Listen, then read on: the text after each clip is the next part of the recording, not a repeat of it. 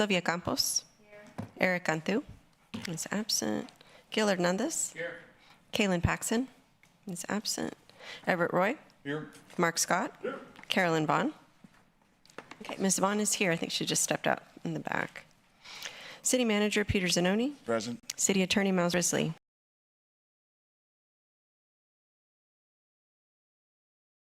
Thank you, Ms. Huerta.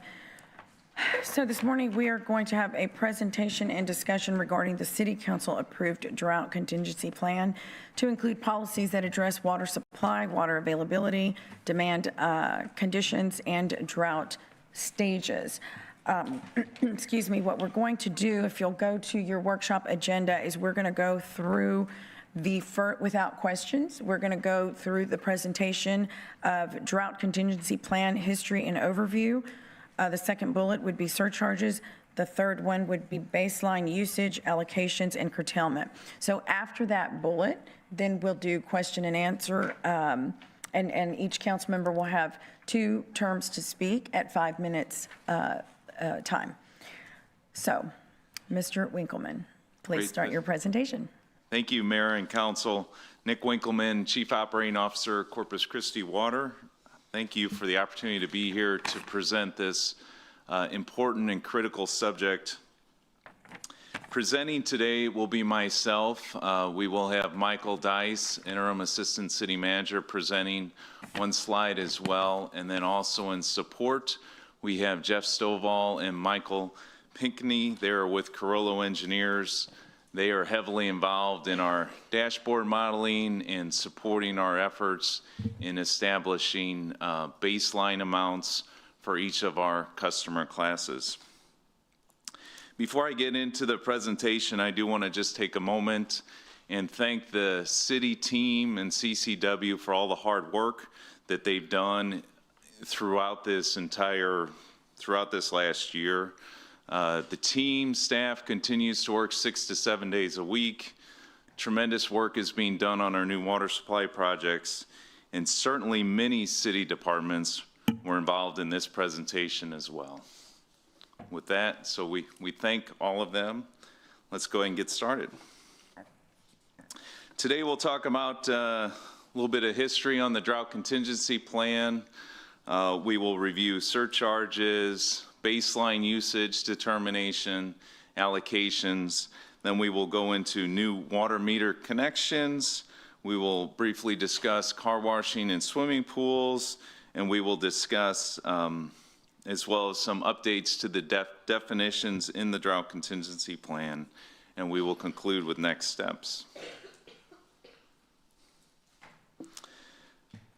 The history of the Drought Contingency Plan, we would like to point out, Corpus Christi, our city, was the first city in Texas to develop a water conservation and drought contingency plan as a combined policy. That was done in 1986.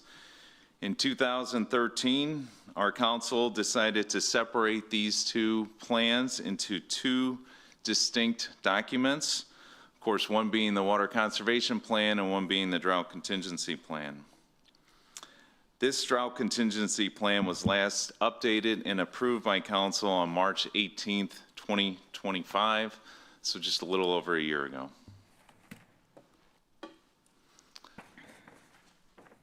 The overview and the purpose of this plan: it's a business tool for managing operations and water supplies in drought situations. The plan absolutely calls for minimizing the use of non-essential water during drought conditions. It serves as a framework to manage times and water supplies during a water emergency. And it also defines triggering criteria for the initiation and termination of drought stages. This plan applies to all customers of CCW and all customer classes. Those customer classes are residential, commercial, wholesale, and large volume users.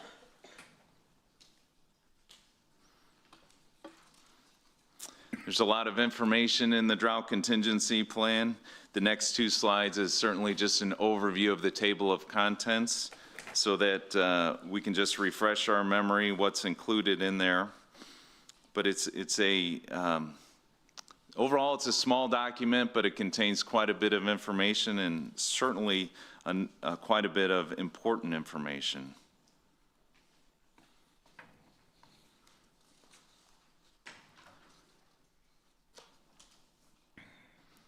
A little bit of history. So Stage 1, drought restrictions Stage 1 was enacted June 14th of 2022. Stage 2 drought restrictions March 12th of 2024. Stage 3 was enacted December 16th of 2024.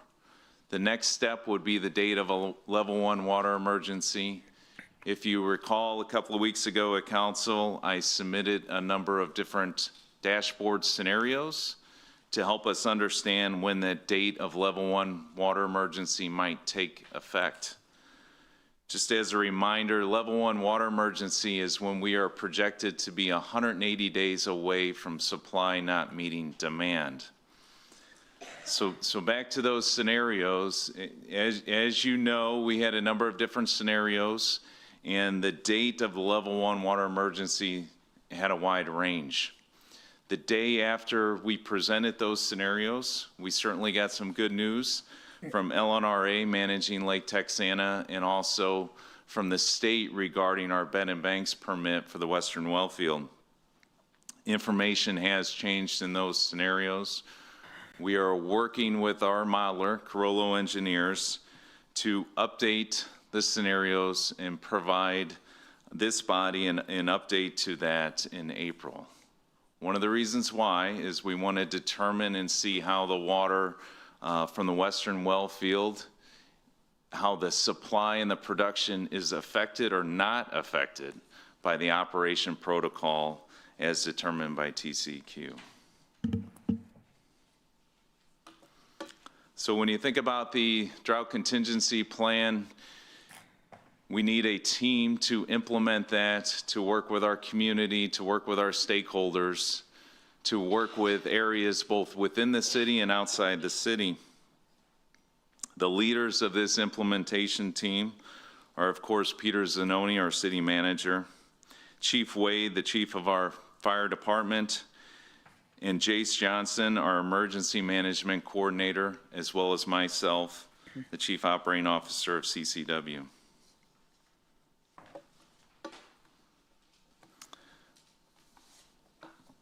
Who are our stakeholders? Who are our critical facilities? So we've had a number of stakeholder meetings, but the things that we all think about are hospitals and healthcare, our schools, both higher education and also grade schools and middle schools and private schools, Catholic schools. And then we also have our commercial users, our large volume users, and we shouldn't forget our wholesale users either. We'll go into detail on each of those customer classes, but all of those customers of CCW are critical. They're all critical stakeholders into dealing with this situation. What the team has done is we continue to reach out to them, to meet with them, to help answer questions, and we're committed to continue doing so that they understand the efforts the city is taking to not enter into a level 1 water emergency, but also to ensure that we are prepared if the city does enter into a level 1 water emergency. And again, it's important to note level 1 water emergency is when we are projected to be 180 days from supply not meeting demand. That doesn't mean at the date of level 1 water emergency that supply doesn't meet demand. It means we are projected to be 180 days away from that. The plan, the drought contingency plan, calls for the actions to take effect at the date of the level 1 water emergency. With the city manager's recommendation, Council shall approve the applicable provisions of the DCP, and I've got a slide on that later to go through the decisions that this council will be asked to make and decide. I do want to, and I'll probably say it a couple of times in this presentation, if we do enter level 1 water emergency, the goal is to ensure that we always have enough supply to meet demand. So the actions taken during a level 1 water emergency are all meant to ensure that we always have enough supply to meet demand. Essentially, the efforts taken are meant to push back that 180-day mark until we bring on new water supplies, until reservoirs refill, until we have more availability for water.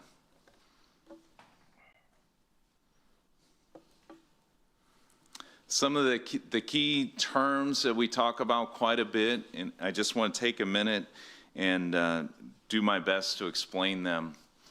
So baseline usage, when you talk about allocation, curtailment percentages, we need to understand what the baseline of each of our customer classes are, because then we know how much we can cut back from that baseline.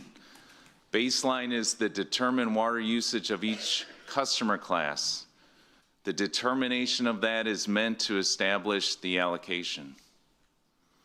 Curtailment is the required water reduction from that baseline. So when you think about curtailment, think about, and it says it in the Drought Contingency Plan, curtailment, the minimum amount is 5% from your baseline. Of course, it can be more, but we wouldn't do anything less than 5%. So if you have established baseline and the curtailment is 5%, then the goal is to utilize 5% less water from that baseline. That amount then results in what we call an allocation. So if you have your baseline, you deduct your curtailment amount, and you end up with your allocation. The allocation is simply put, that is the amount of water that each customer has been given the opportunity to utilize.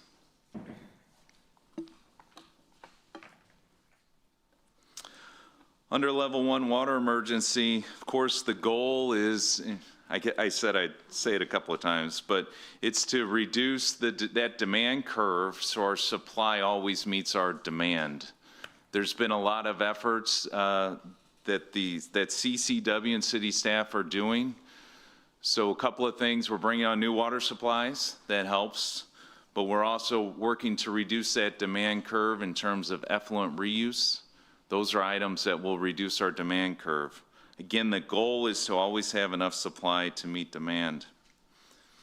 We are working hard to increase communication, working with Chief Wade and his staff. We're establishing emergency contact numbers. We're understanding how each of these stakeholders, the measures they're taking and what the pain points will be in their operation. You know, I like to tell, we had a great conversation with the schools and the ISDs the other day. I don't know how to manage a school. It was great to understand what key points are important for them in managing school operations. Level 1 does increase mandatory conservation measures. We will go over that later in the presentation. Again, the goal is to reduce the total water demand, and then curtailment percentages will be established. Staff working with our professional consultants will establish those percentages, and then those will be brought back under the city manager's recommendation to this council for approval. And then all of that allows us to implement the true water allocations.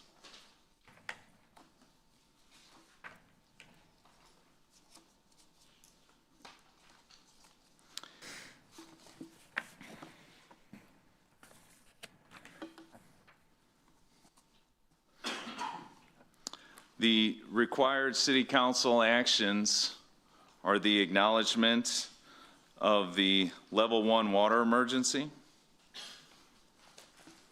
authorizing the customer class baselines, and the review of the curtailment percentages. Optional measures that can be taken by city council would be adopting surcharges as established in the Drought Contingency Plan, Council could implement service connection moratoriums. We have a detailed slide on that, so we will go over that. And council can also expand restrictions if needed.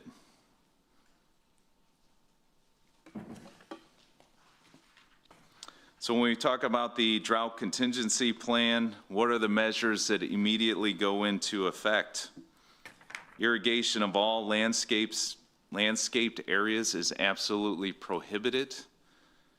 And again, I'd like to point out, this is just taken verbatim from the approved drought contingency plan. The use of water to wash any motor vehicle, motorbike, boat, trailer, or other vehicle is absolutely prohibited. And associated uses of water not related to business processes, which are discretionary, such as equipment washing, shall be deferred until the water emergency has been terminated. This is taken from page 16 of the drought contingency plan.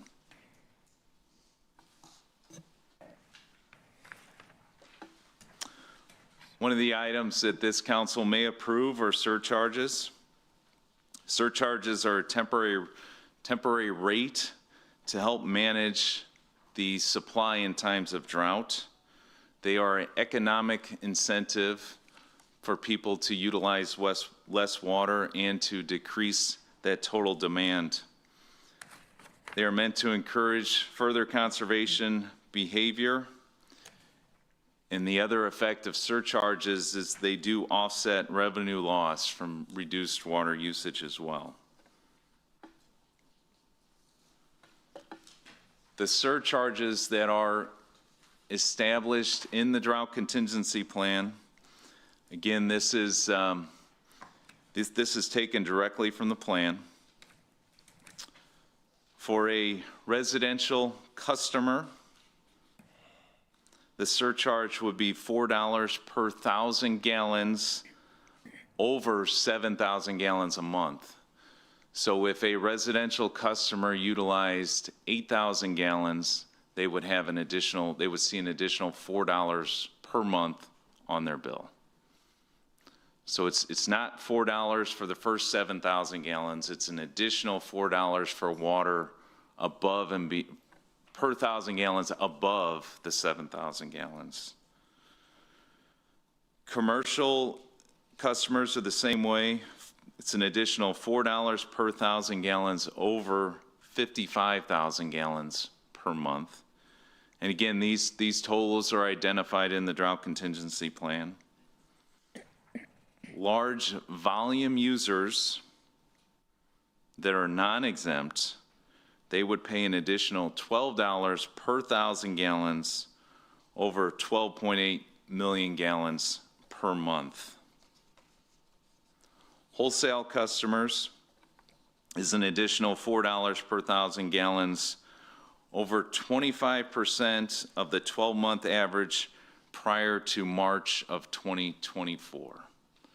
Again, this is how the plan is laid out in the current drought contingency plan.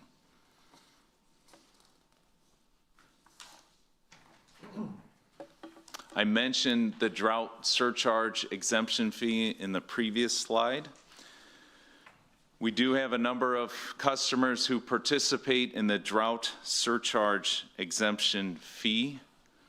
Participating in that plan means that those customers provide funds to the city to support water supply projects. Those funds are provided when we are in drought and when we are not in drought. What those payments allow is for them to be exempt from surcharges. So a level 1 water emergency, those paying into the drought surcharge exemption fee would be exempt from surcharges. However, I want to clearly note, this does not exempt them from curtailment measures at all. The drought surcharge exemption fee is only about surcharges. So if we go into curtailment and allocations, that fee does not exempt any customer class from those allocations.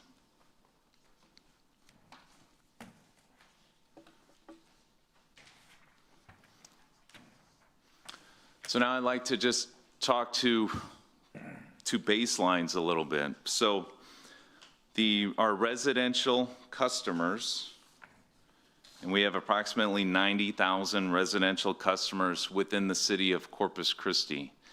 This does not include residential customers that are customers of our wholesale providers. This includes direct residential customers of Corpus Christi Water. Working with the team, the recommendation is for a baseline amount for residential customers to be 7,000 gallons a month. That is consistent with the surcharge total as well. This includes all meter sizes for all residential customers. Some residential customers may have a 3/4 inch meter, some may have a 1 inch meter. This includes all meter sizes. What you can see, the graph on the right is very telling. It's telling, but we all know it. The residential customers have continued to reduce their usage. We can certainly see it. The dotted orange line at the top is at 7,000 gallons per month. And then we have different curtailment percentages on the graph. The green line is a reduction of 10%. The blue is 20%, and then the purple is 30%. As you can see, our residential customer class has certainly done their job over the last couple of years since our drought restrictions have been in effect.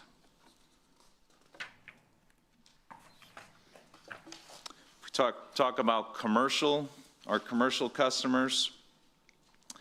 And CCW has 8,931 commercial customers.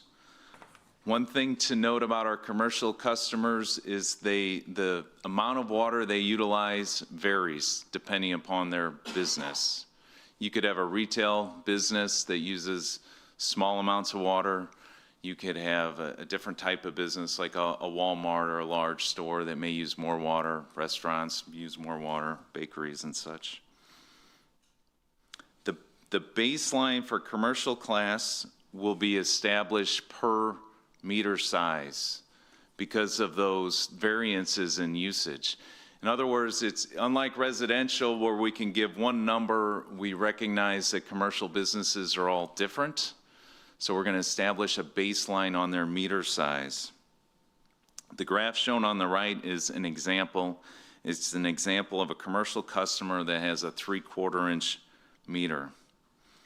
Again, the other point, and excuse me, I didn't want to go too fast, but the other point is we also recognize there's seasonality with commercial businesses as well. Certainly water usage change. We all know that from the dashboard. Our high usages for the entire system is in the summer. Typically in the winter we have lower usages. So we want to recognize that with our commercial businesses. So we've built in seasonality. So let's go through the example on the right. Again, this is a 3/4 inch meter size. The dotted orange line is what would be the baseline. The black line, just like residential, that's billed usage. So you can see where commercial businesses have also decreased their usage. And again, this is just for 3/4 inch meters. That's the one example we have here. The green line would be a 10% curtailment, the blue is 20%, and the purple would be 30% curtailment. One thing to note, those steps might not be exact. For instance, the Drought Contingency Plan calls for a minimum of 5% if we do curtail. Doesn't mean we wouldn't do 15%. I've got examples for 10, 20, and 30, but working with our modelers to ensure that we have enough water to meet demand, it may be 18%. It might be 21%. I don't want us to think that these examples shown would be the only curtailment percentages that might be recommended.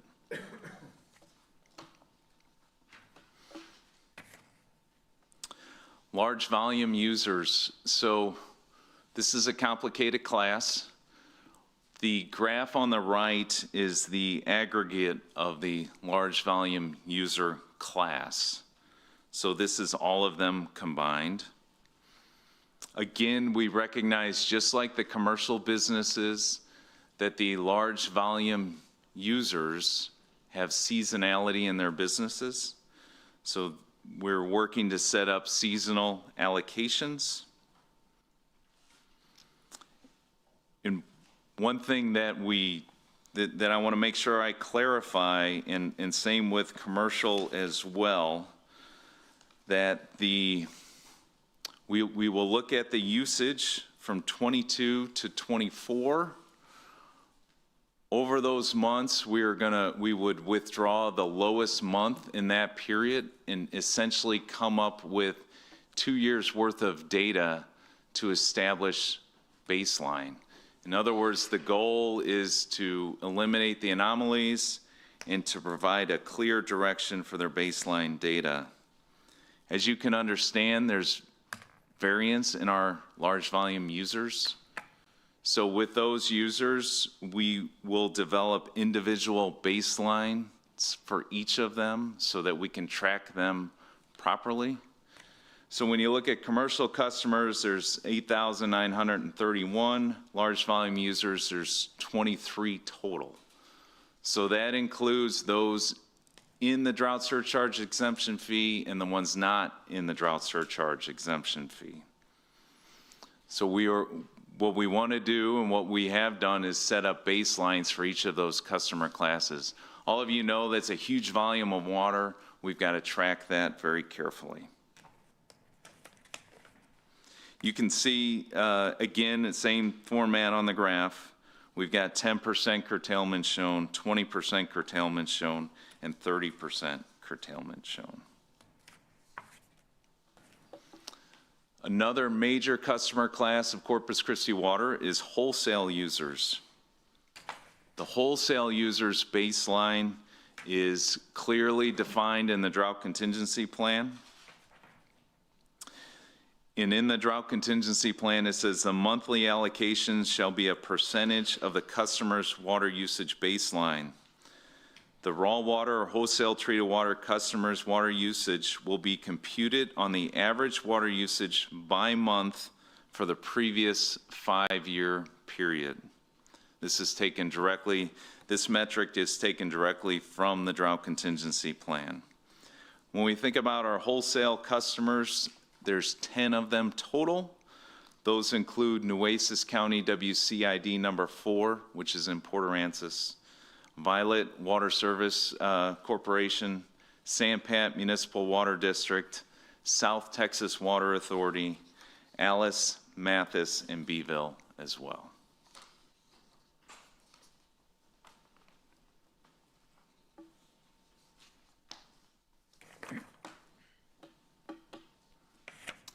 Enforcement is also clearly defined in the Drought Contingency Plan. A violation under this article is a Class C misdemeanor. Any person who violates any provision of this article shall be subject to a fine of not more than $500 per violation per day. A second conviction results in authorization to discontinue service for at least one billing cycle. Again, I want to clarify, it provides for authorization to do that. It doesn't say it's mandatory to do it. This is what is established in the Drought Contingency Plan. The process, if someone is issued a citation, think about we issue citations for illegal irrigation today. Citation is issued. They go to court, they present the facts, and the judge makes a decision on how to proceed. There are requests for exemptions as outlined in the Drought Contingency Plan. Per the plan, the application is to be submitted to CCW, and the applicant is to provide as much supporting information as possible to clearly state their situation. The determination is based on an emergency condition adversely affecting public health, sanitation, fire protection for the public or person requesting such a variance. Those exemptions can be submitted, and CCW would then review for a determination.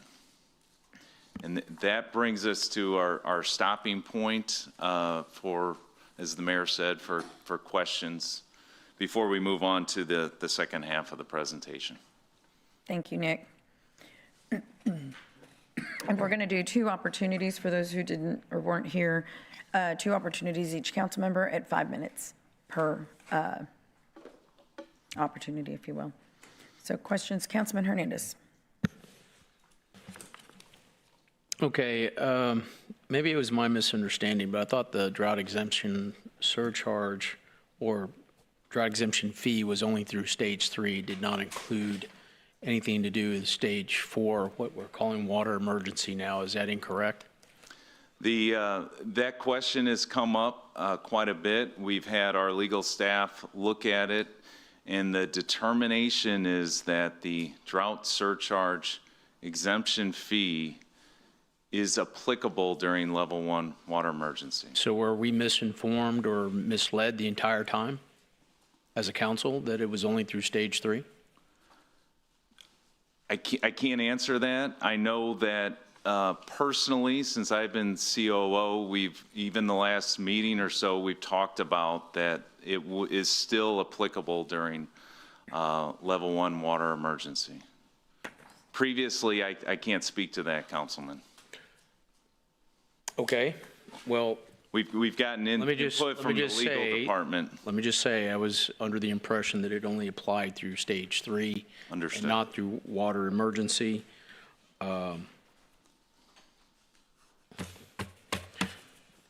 Miles, can you kind of speak to this?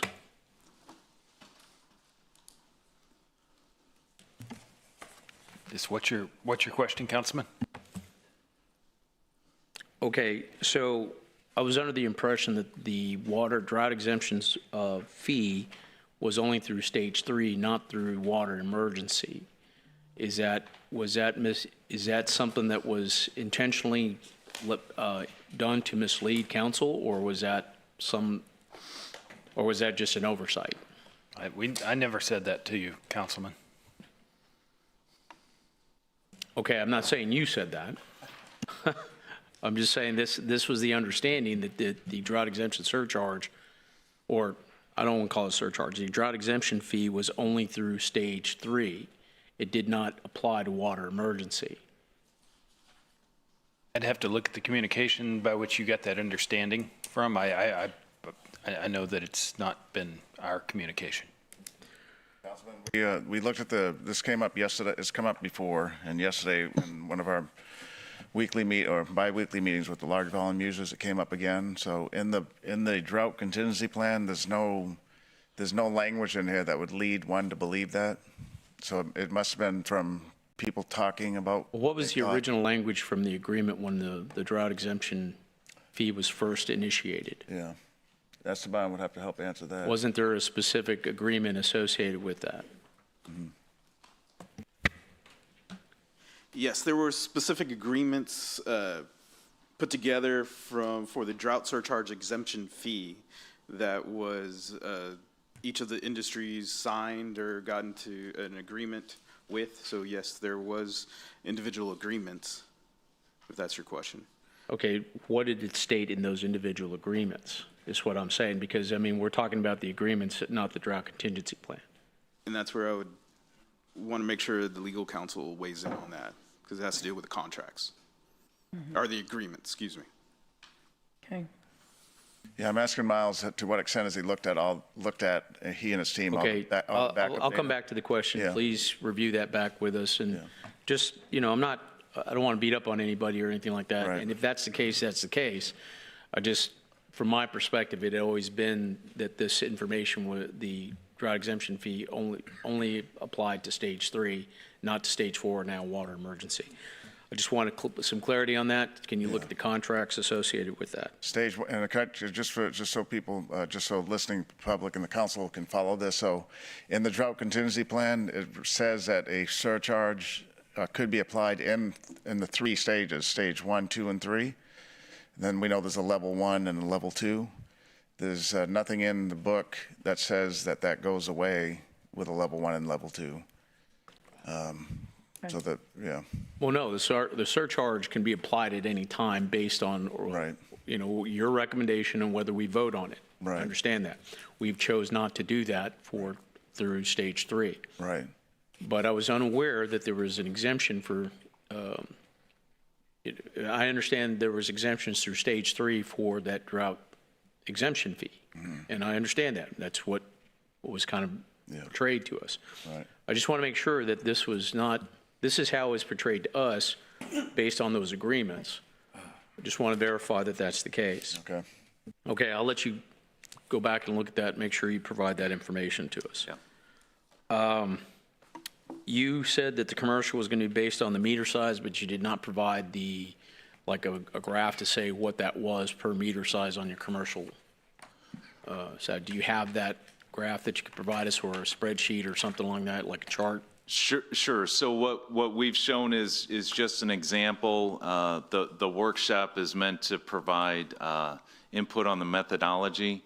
With our consultants, Carollo, we are working to put that together, and that would, of course, be provided to this body when we bring back recommendations and the city manager's recommendations for curtailment numbers, so that the baselines can be reviewed and everyone has good understanding of them. Okay, and you're treating multifamily as commercial? No, we've actually, we're looking at as a little bit differently, because it is, it's not a commercial business, so we're working with, under the recommendation to It's like a look per at, unit. look at those more as a residential. We've got to account for that a little bit differently than a commercial business. Okay, so I'm assuming it's going to be by per unit, or is it square footage? What are you looking at for multifamily? At the moment, I can't answer that right now, but we'll have that information. Okay, for you. And that's a great point, and I'm glad you brought that up, yeah. Okay. For wholesale, it seems like on your graph, there are the ones that are not doing as well in terms of reducing their usage versus reduction request, I guess. Just based on your graph there, what's the plan there to try and address that? So we have been, and we continue to work with our wholesale customers so that they can understand the methodology, but then we need to be cognizant of they are their customers, so the wholesalers will have to work with their customers to ensure that they meet the required allocations. Okay, do you have as the baseline for wholesale customers going to be individually done based, you said from 2004? Now, you have some COVID years during that time frame, so are you looking at just a specific period of time, or? So per the drought contingency plan, and again, for wholesale customers, it clearly spells out how to calculate their baseline. So it's a 5-year review and then a monthly average per month over that 5 years. Okay. And then you have a 25%, but looking at the drought contingency plan, it had like certain levels at, shoot, I just lost my page on that. There's a couple of tables in there. I think that's maybe what you're referring to. A pro rata surcharge enforcement, 2 times normal level, 5% above the monthly allocation. And that's on the wholesale side, is that? No, I'm looking at the wrong thing. There are target demand reductions for each of the levels. Okay, if you can be a little more specific, when this comes back, I'm assuming we're going to have to vote on something on what the wholesale is going to look like in terms of how you're going to manage to reduce the volume there and hold just as much as any other customer class as to what that looks like. Yeah, as I said earlier, the wholesale customers are a large water user, absolutely. Okay, also, what I've been finding here, and this might be something we may need to modify within the drought contingency plan, I've experienced a lot of contractors damaging pipes and causing water loss. But, we make them pay for certain things, but there probably should be an escalation of that during a water emergency. That if there's damage to a pipe that makes us lose water, that there should be heavy fines associated with it.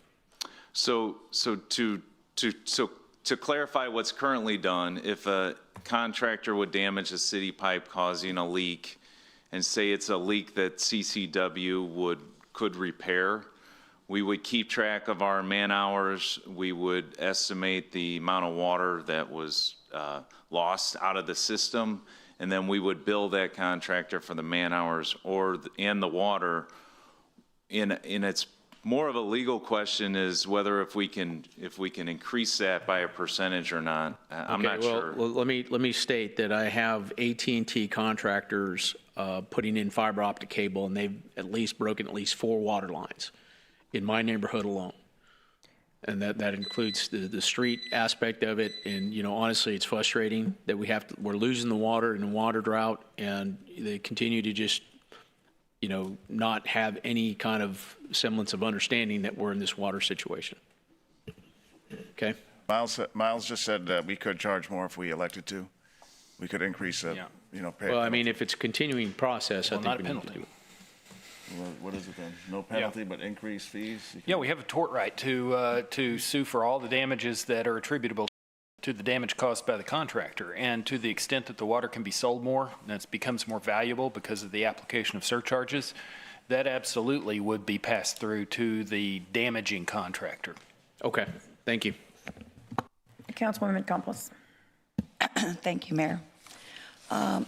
Okay, so again, can you clarify about the surcharge when we declare an emergency as far as the large volume users? Because on your page 11 or page 16, it says large volume users non-exempt, $12 per 1,000 gallons over 12,842.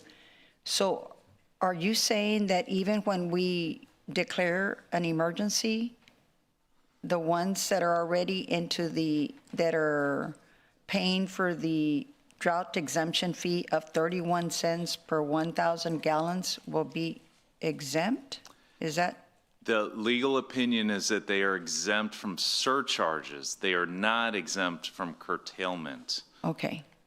Right, so Okay. the allocation, they would be allocated water just like any other customer class. Okay. Yeah. Okay. Okay, so I also noticed that in one of the months, January of 2024, it looks like there was a drop by industry. Yeah, so that's on page 20. Yeah, 20. So, I just kind of quickly checked to see what was going on during that time. I can tell check? you what was going on. Yeah, okay. So one of our highest water users was in the middle of a plant turnaround. Yeah. So they weren't producing, they weren't in production, so their water demand was diminished. Okay, well, the other thing that I also read is that it was during the freeze, and Flint Hills had an oil spill during that time, during January of 2024. So they do the right thing, which is to shut down when there's an oil spill, or when there's an act of God, like this. A drought is an act of God that we can't help. So they can continue, after a while, can come back. So all I'm saying is that we keep excusing these large volume users, for everything else, but what we're going through is really an act of God. There's nothing we can do to, at this moment. We're trying, of course, we're, doing all that we can, but I don't, think that me personally, are going to be able to meet demand. I know that we have a lot of projects in the way, but at the same time, we also need them. And that's the other thing. I keep saying that, we go to all these cities and have these meetings, and we want to say that we're transparent, but they're not being transparent. Why is it that they're not here to tell us? I don't need to know what they need to do to cut back, but I need to know that they will be cutting back. And you have been assured that they will be cutting back when we hit the emergency level 1? So as the city manager said, we are meeting with them about every 2 weeks because they have significant preparations they need to be able to do to accommodate the allocations that we will be recommending. All of them, I can honestly say, they are changing their business plans and working towards meeting that. I've always said, Councilwoman, I know how to run a water plan. I know how to run a water operation. Just like the schools, I don't manage a refinery or understand the specifics of how that operates. Mm-hmm. They are working through all of that to make sure they meet all of the requirements. Okay, and so when we're talking about curtailment for our residents, we're talking about 7,000 gallons per month, which we already are using. We have already are below, which we're at 30% below from the 7,000 that we are allowed. Is that correct? That is correct. So 7,000 is the baseline. Right. Then if we said, an example, curtailment was 10%, mm-hmm. So it would be 7,000 gallons minus 700, which is their allocation would be 6,300 gallons per month. Okay, so just so that we can appease, our residents, that we are already doing just about everything that we can to conserve water. And if we were to have to go to curtailment, I don't think it would affect most of us because we're already using 30% below what we are allowed to use, the 7,000 per gallon per month. Right. My comment would be the majority of residents certainly achieve that, and they're doing so today. Mm-hmm. As in any class, there are outliers. Those exist. Well, and as you pointed out, and I'm glad that you've got, you can see where our industrial customers are not. They're not able, or they're not willing, or they're not doing what residents have been able to do. Well, and the data showed for the large volume users, that's the aggregate of all of them together. Mm-hmm. So I don't want to paint a broad picture, right? Because there's a lot of specifics going on there. There are a lot of details. Right. So, all right, well, we'll continue to have that discussion. Now, I guess later on, we're going to decide at what point do we decide if we're going to do a water emergency? Are you going to, Yeah. are we going to decide that today? Like, No, we won't decide it today, so we'll decide it together, but it'll be based on a model, based on those scenarios. Right. So the most recent were the 5 we showed, that A through E. Mm-hmm. But given the governor's intervention, and which resulted in the bed and banks permit for the Weston well field, and resulted in the Lavaca-Navidad River Authority not curtailing us by 10%, mm-hmm. we're updating the scenarios to have a more accurate timeline. We need a little bit more data from the Weston well fields to see how much can we put into the river before we violate the management program or plan. And so hopefully by mid-April, we'll have an updated model, and that'll guide us. So we won't call a level 1 water emergency until we can see clearly when that 6-month timeframe kicks in.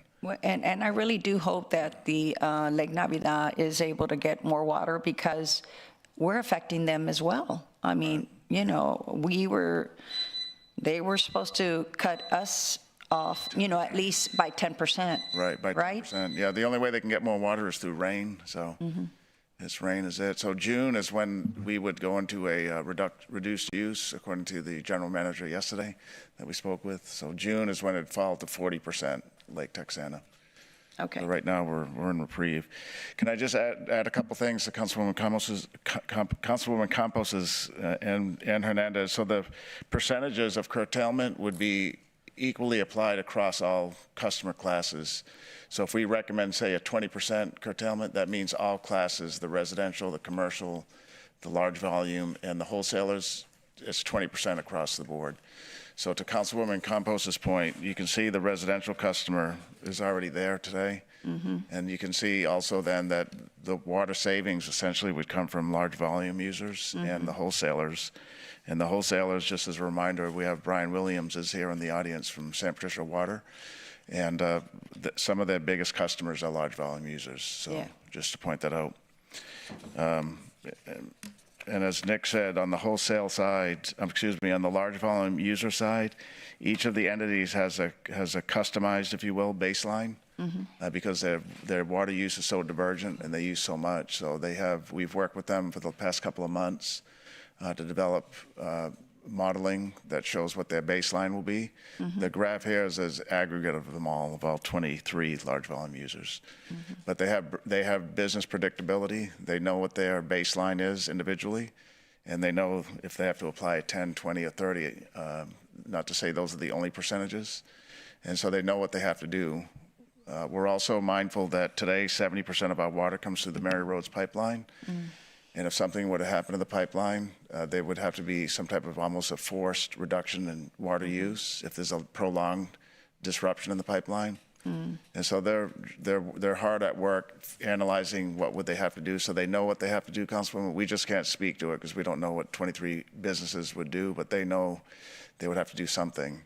And they're not waiting around to figure that out. So they have their plans. They just haven't disclosed them with us. Okay? All right. Councilman Barrera. Thank you, Mayor. Nick, thank you for the presentation. So, of the 23 large volume, well, first off, let me back up. I can't remember, there's 3 senior citizens living in my household. I'm including myself in that one. I can't remember the last time we used more than 4,000 gallons. So, I'm going to curtail, if I curtail 20%, that's 800 gallons. What's my penalty? Is there a penalty for me? Is there a surcharge for me? Is there a, yeah? No, because if you're using 4,000 gallons a month, you are under the baseline or the surcharge totals, so you wouldn't, surcharge would not be applied to your. Okay, I just want to make sure. Yeah. And of course, I'm not up for reelection, but I just think 7,000 is high. I don't think anybody else would say that here. Maybe Gil, but yeah, okay, yeah, I think 7,000 is kind of high. Because I don't think even when I had a household of 5, I don't think we were probably at 6. So just something to consider. And I know I agreed to it when we put the plan together. So I'm just to be cognizant of that. And I've never had a pool either. So the other thing, and now you said of the high volume users, there's 23 of them. Is that 23 does that include San Patricio? No? No, they are a wholesale customer. Okay, so well, a couple of things. But yet, from some of their customers, they're assessed the drought exemption fee, correct? That's correct. Some of their customers contribute to the drought surcharge exemption fee. Okay, so I guess that's the thing. I just have I don't have a clear understanding of how, are they going to assess the same, or who's going to determine the baseline for San Patricio's customers? So the wholesale provider will have to work with them. Now, is that going to be under their policy, our policy?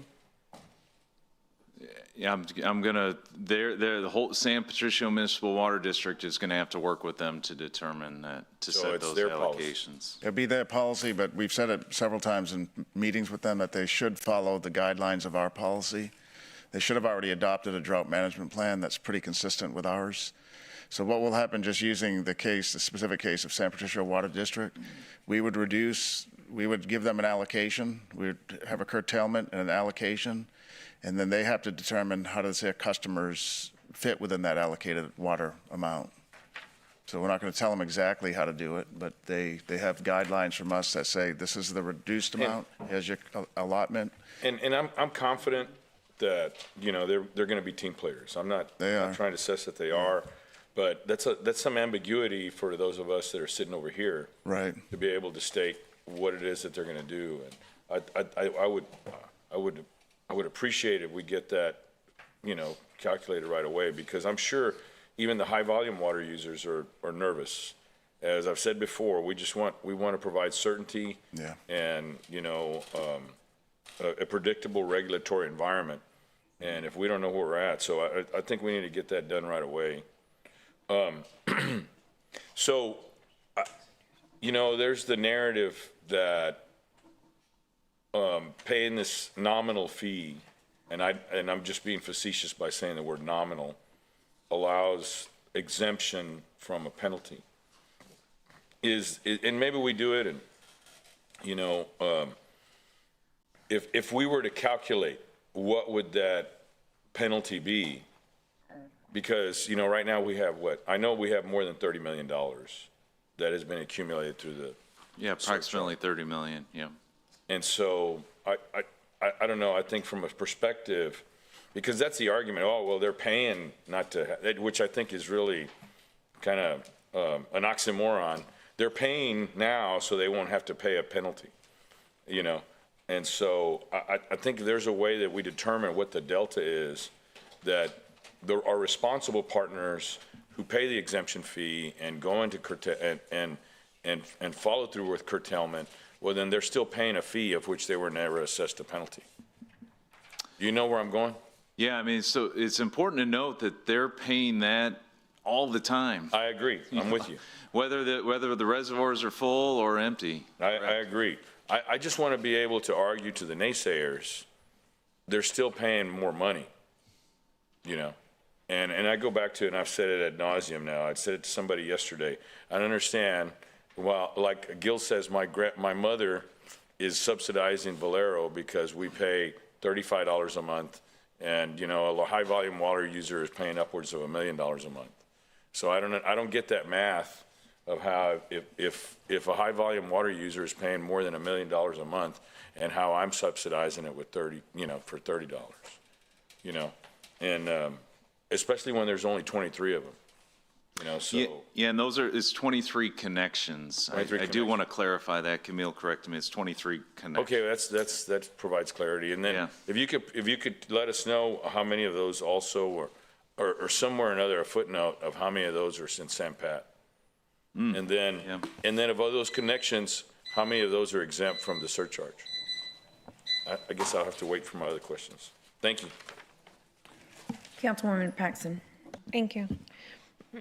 So if I look at pages 10, 12, 14, and 16, they each indicate a target percentage that is triggered by each stage of drought for a reduction threshold.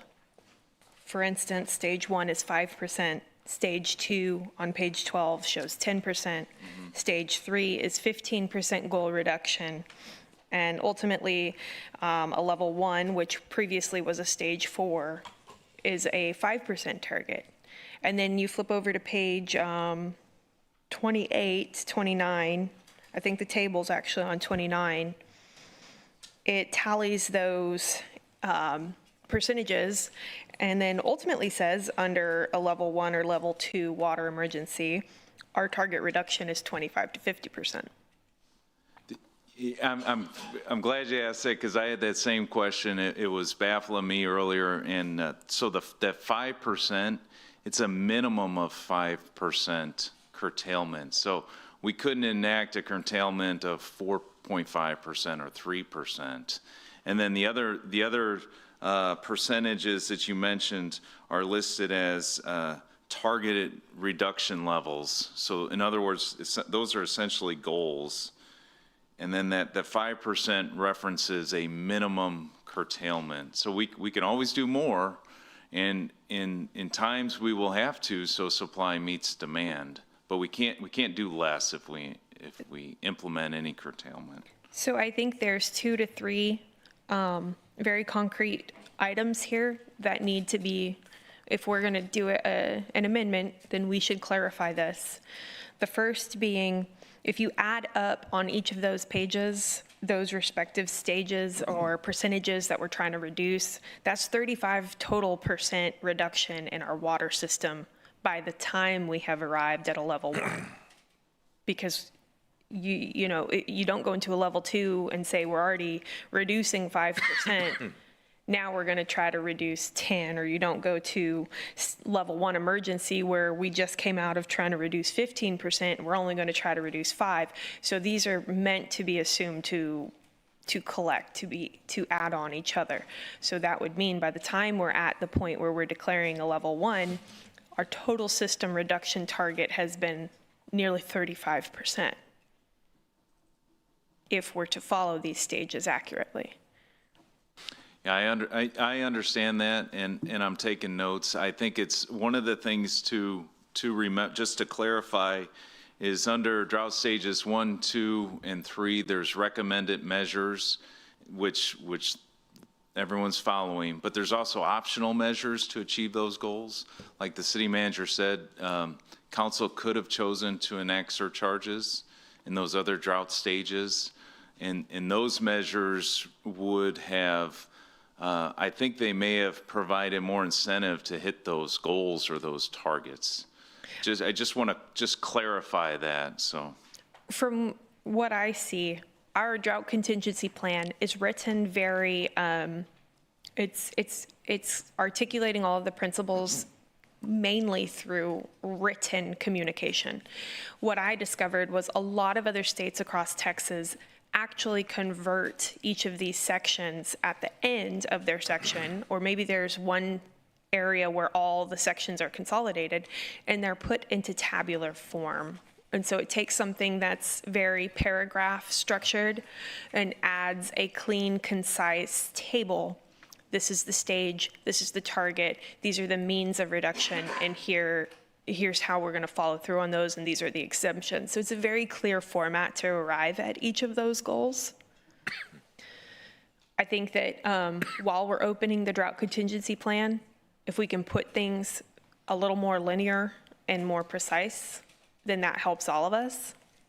God forbid, but if we go back into a situation like this is something that I think would be very meaningful in our weekly updates. As you know, in stage 3, our goal is 15%. Here's how we're doing on that based on actuals from billing.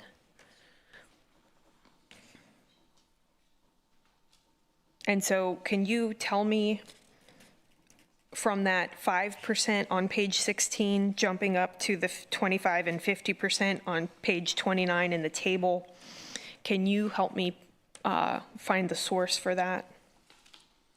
I see that on page 27, there's a little bit of description, but I guess what I'm trying to say is if I'm not from Corpus and I'm not familiar with the drought contingency plan and I'm trying to make way in the book and I know we're going into level 1, what am I doing?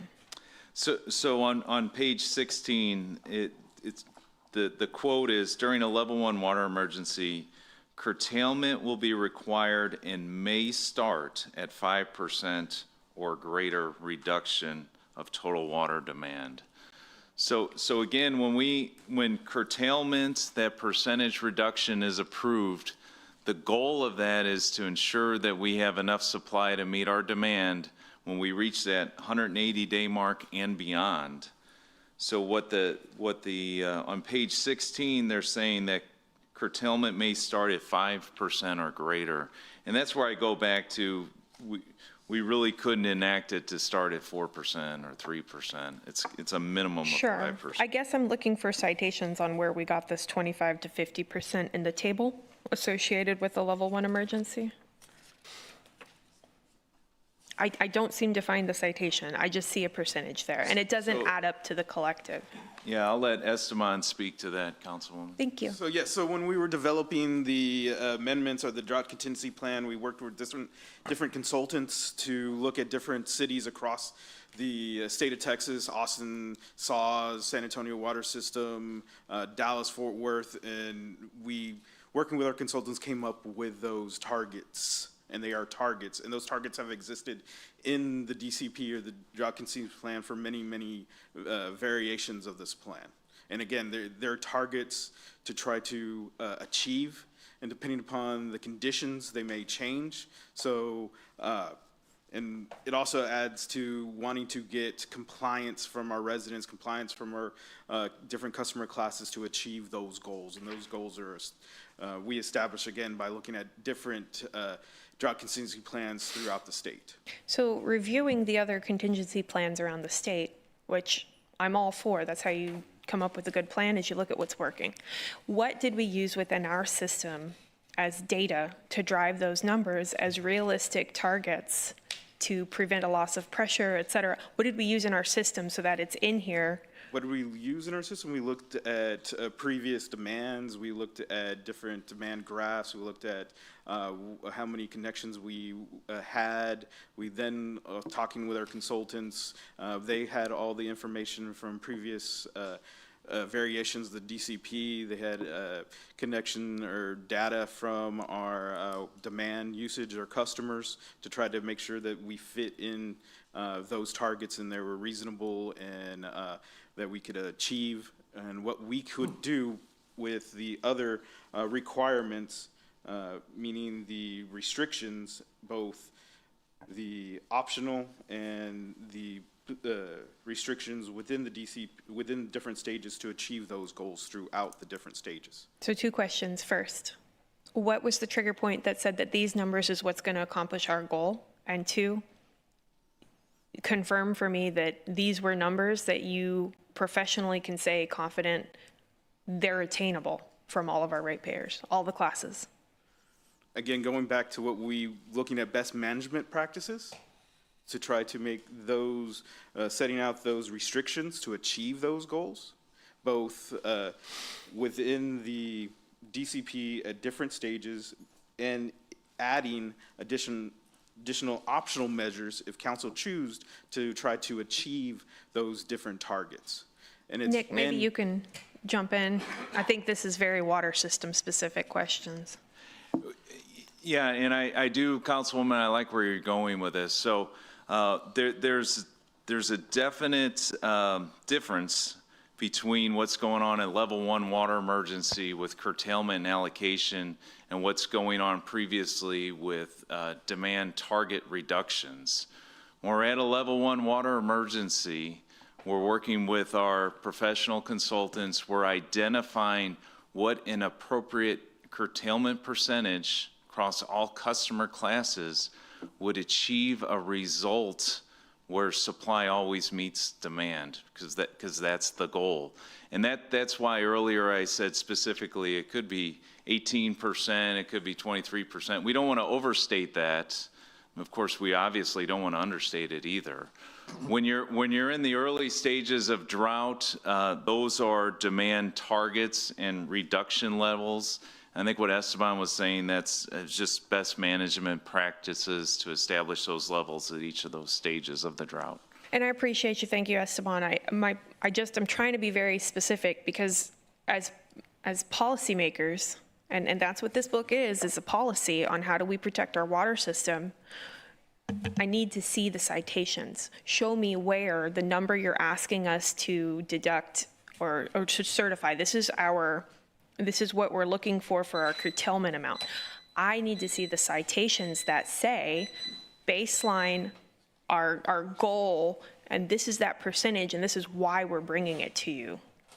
1, it's attainable, and 2, it's going to fix the problem. So curtailment, absolutely, you'll be able to see the data and how we come up with those curtailment percentages so that we avoid a point where our demand does not, or supply does not meet our demand. So again, that's a specific calculation, right? Okay. Councilman Roy. Okay, thanks for the presentation so far. I've got to get my head around a couple things here, but I just have a real simple question first. Is that traditionally, what month is the highest rainfall that we've normally experienced? So, sure, I can definitely answer that. So, and I'm going to talk in our watershed. So it's May and June. June, typically, we get like 3 inches in the watershed. And then after that, historically, the highest month is September, so it's the tropical weather season. Okay. But that 3 inches, that's not much at all, right? But that's up there on some of the highest. And I mean, even if we had a tropical, if we had a tropical depression or whatever you want to call it, we're down so far right now, it'd probably take more than just one tropical event. Multiple events, and the experts have told us they really need to be sequential. So the first one would saturate the ground, because remember the soil conditions are so dry, would saturate the ground, and then a follow-up one would provide more inflows into the reservoirs. So my next question, or I'm trying to follow this, is when you take a look, and I think this is what I've seen, that the residents and industry have already lowered their water intake as a whole. Wouldn't you say that? I mean, if you take a look at and you go back pre-COVID, and I'm just going, and you kind of look at what our consumption was there, I don't want to use COVID numbers just because I think that's an outlier. But if you go ahead and you kind of track where we're at overall, I mean, we've got people on the residential side that have certainly cut back. I mean, if you're not watering your grass, you can't water your foundation, you can't do this, you can't do that. And as long as you haven't increased your population in your house, most of us have already cut back. Isn't that a fair?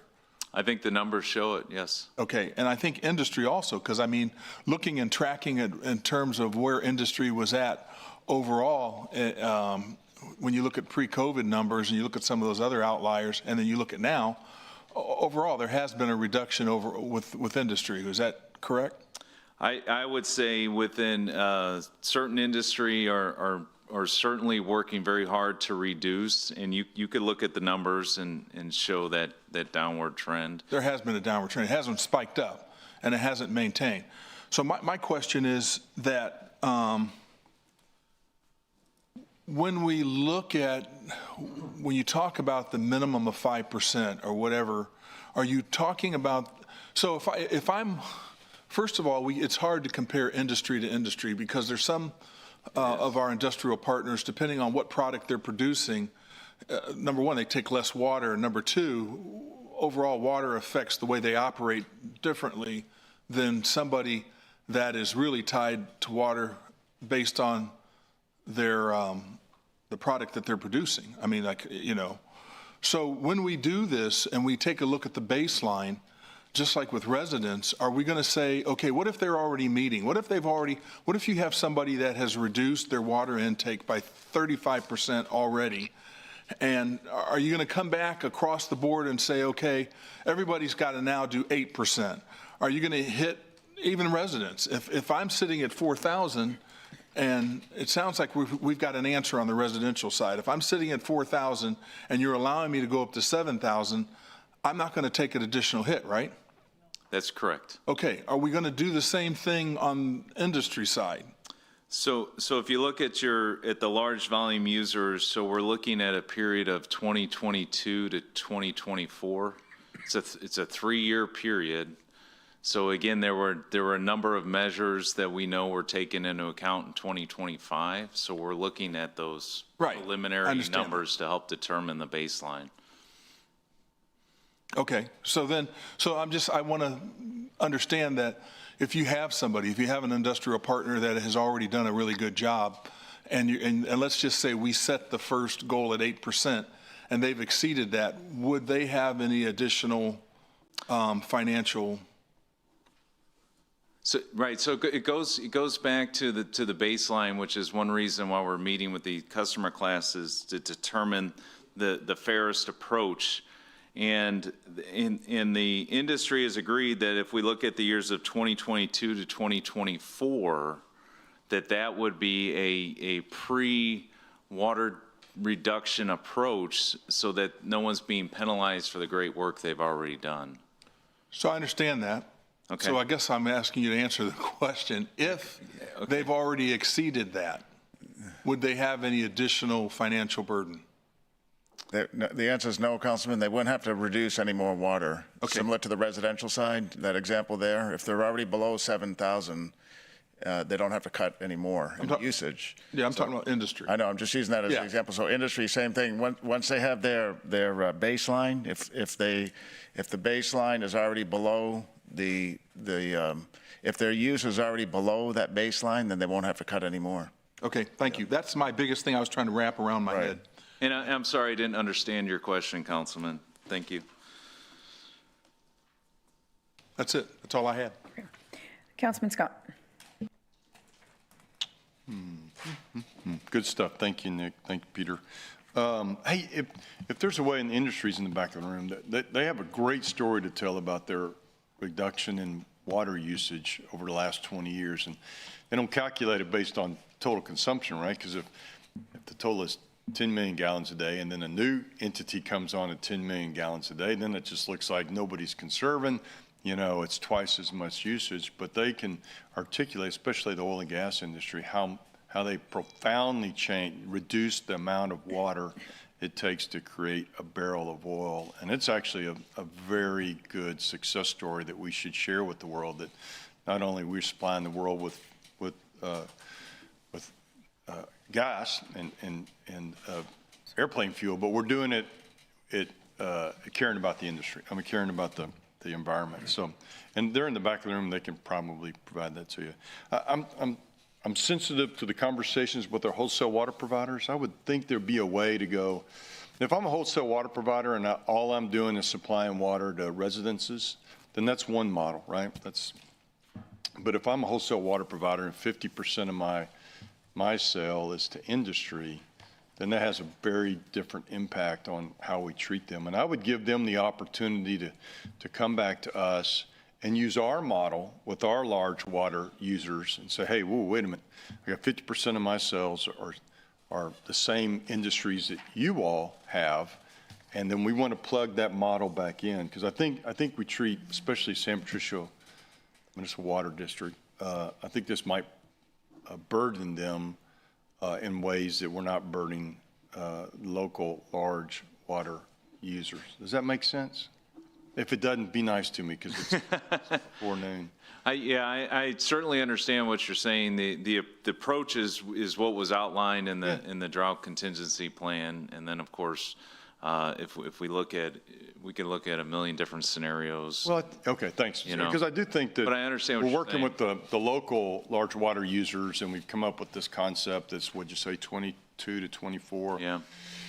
I guess based on quarterly usage, because it's, and if we took that model and allowed our friends across the county line to plug that in and then come back to us and say, realistically, using the model you all are using, here's what we think our allocation should be. And I don't know, can we do that if you're telling me it's written in stone in our current DCP? Can we have a conversation and change that if they come back with a different number? So we'll certainly have the conversation and continue to have the conversation with San Pat Municipal Water District. And I really appreciate Brian being here. I didn't know he was here.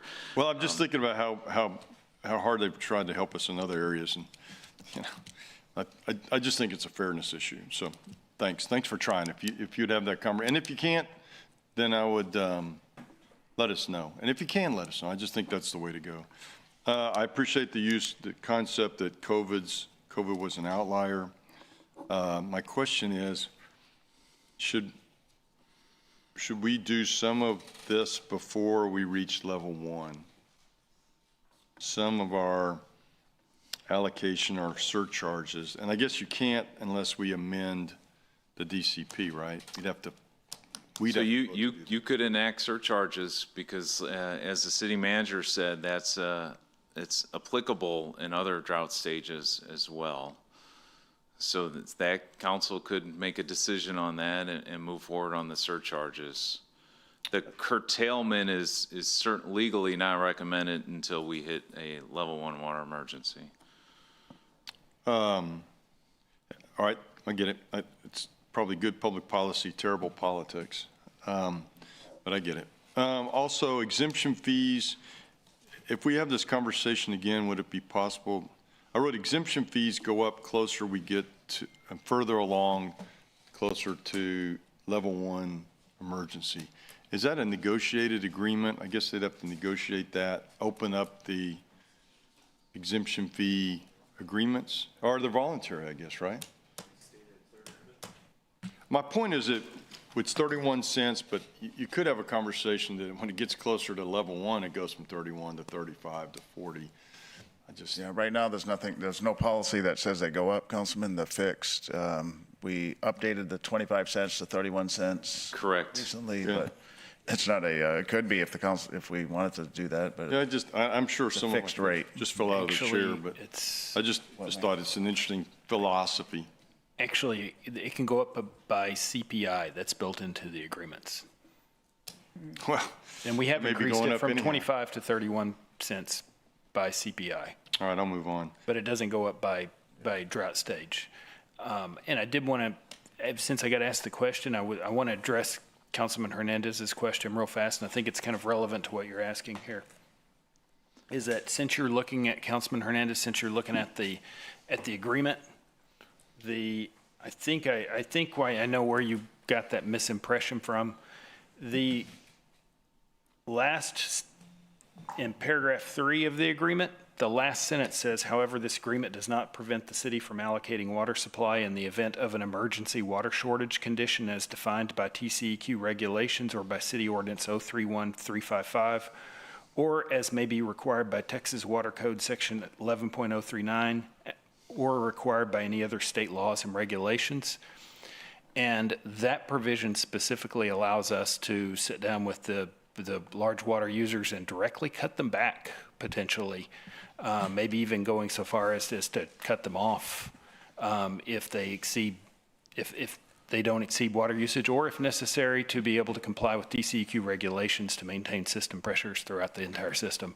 So what it does recognize is that the exemption fees are not going to apply during the emergency.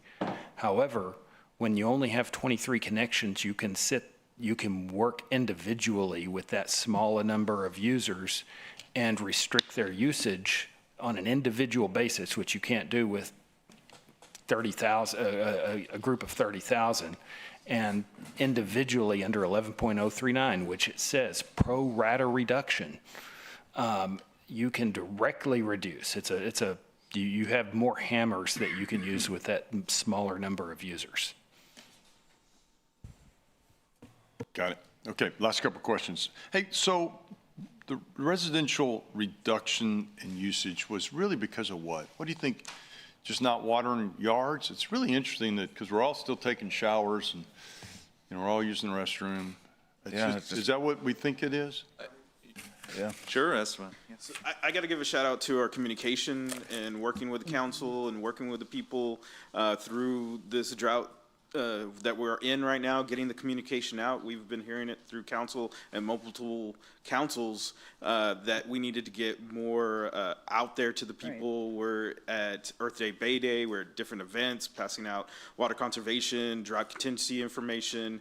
We've had ads on TV, radio, billboards, so that we can get compliance, we can get actions. And yes, it's coming from a lot of the best management practices that we promote through the city and our entire community. And all of our rate classes had to do the same thing, right? Commercial, industrial, large, they all had to stop watering the landscape. Yeah, so everybody's playing by the same rules, or they should be. And I think they are. All right. And commercial, same thing, I guess, that they just quit because their usage went down, right? And so I guess the same thing, they're not watering the landscape. That's interesting how impactful that is. It just tells me how much water we use watering the landscape. I mean, there are a number of landscape accounts and landscape meters. Of course, they're no longer in use, but when they're in good times, there's a lot of irrigation and landscaping happening, right? Think about ball fields and large things like that. Last thought, shout out, I'll just throw this at our state and federal friends. It would seem to me that some of the stuff that we would like to happen doesn't happen, especially in our industrial base, just because of sheer cost, although we're getting ready to make it cost effective. But it would sure be interesting if the state of Texas had some sort of grant program recognizing the water impacts and the impacts on the environment to allow our industrial partners to retrofit some of their operations to reduce water usage. The concept of closed loop systems. I'm not saying we should be the grant, but it would seem to me that if I'm in Austin and I care about our industrial base, but I also care about reducing water usage, they would set up some sort of grant system to help our industrial partners spend the money necessary to reduce usage. Thanks, Mayor. Thank you, Councilman. Thank you for bringing that up, Esteban. I think that it is a lot of everyone doing their part that really moves the needle, and that proves it. Because a lot of times people don't realize, maybe not washing, I know I'm very cognizant to it, not washing as much, right? Clothes and what have you at home. I mean, some of the things I've seen that y'all have put out, or that, yes, our communications department has put out, I think it really, really does make a difference. But I'm gonna add one thing, and that is, and it kills me every time, go to a restaurant and the water automatically comes. We need to instill something. I don't know what needs to be done, but let me know, because I'm ready to bring it forward, for restaurants to hold off on water. If you want water, especially if you go to a bar, some people they want a glass of water with their glass of wine or what have you, and some don't. Or if you go to a restaurant to eat, some people don't want that. They want their soft drink. And so I know it's an automatic in terms of hospitality, but I think, to Councilman's point, it would make a big, big difference if everybody the restaurants kind of did their part. And I asked them one time, I said, what do y'all do with this water? That there are 4 glasses that are basically full. And he said, we throw it out. And I said, would you please put it in a bucket, put it in plants or the grass outside or whatever. But that goes to show, the mindset, and I understand they're business owners, but I don't think we have emphasized enough, and I really believe that it would make an impact. I really, really do. It's a lot of glasses of water. So how do we do that? Number 2, how does this plan integrate with our long-term supply strategy regarding desalination, groundwater, et cetera? And then 3rd question, what do you see success looking like 6 months from now if this was implemented and implemented correctly? And I know that's kind of a tough one, but just give me your best shot there. Those are the 3. So first, Mayor, in regards to the restaurants, that is a recommendation in the Water Conservation Plan, which that committee is working very hard. We had another good meeting last week. We're working hard to complete that plan and bring it to council for approval. Upon adoption of that plan, it certainly would allow for enhanced communication for things like, not serving glasses of water at restaurant as the best management practice. Your next question was, how does this plan integrate into our overall water supply strategy? So just to reiterate, our strategy is to diversify the portfolio. We feel strongly, and we've been making significant progress in that manner, with the addition of groundwater supplies, the use of reuse and seawater, in addition to our surface water supplies, that our supply portfolio will be sustainable going forward in the future. So as a way to better handle 5-year droughts, significant droughts of this nature going forward. I'm not sure if that answered your question or if that was the intent of your question. Yeah. Okay. And then what does success look like in 6 months? My answer to that question is that we avoid level 1 water emergency. We continue to bring on our new supplies. That's both our groundwater projects, the reuse projects, of which we're so glad to have great partners like Valero and Flint Hill involved in that, that reduces our demand, and then we're moving forward with seawater projects so that we get to that point where we have a diversified supply that we can properly manage. Great. Thank you. Councilwoman Campos. Thank you, Mayor. Well, back to some of the statements that Councilmember Barrera and Councilmember Scott said about it being, more or less equal to everyone. I totally disagree with that.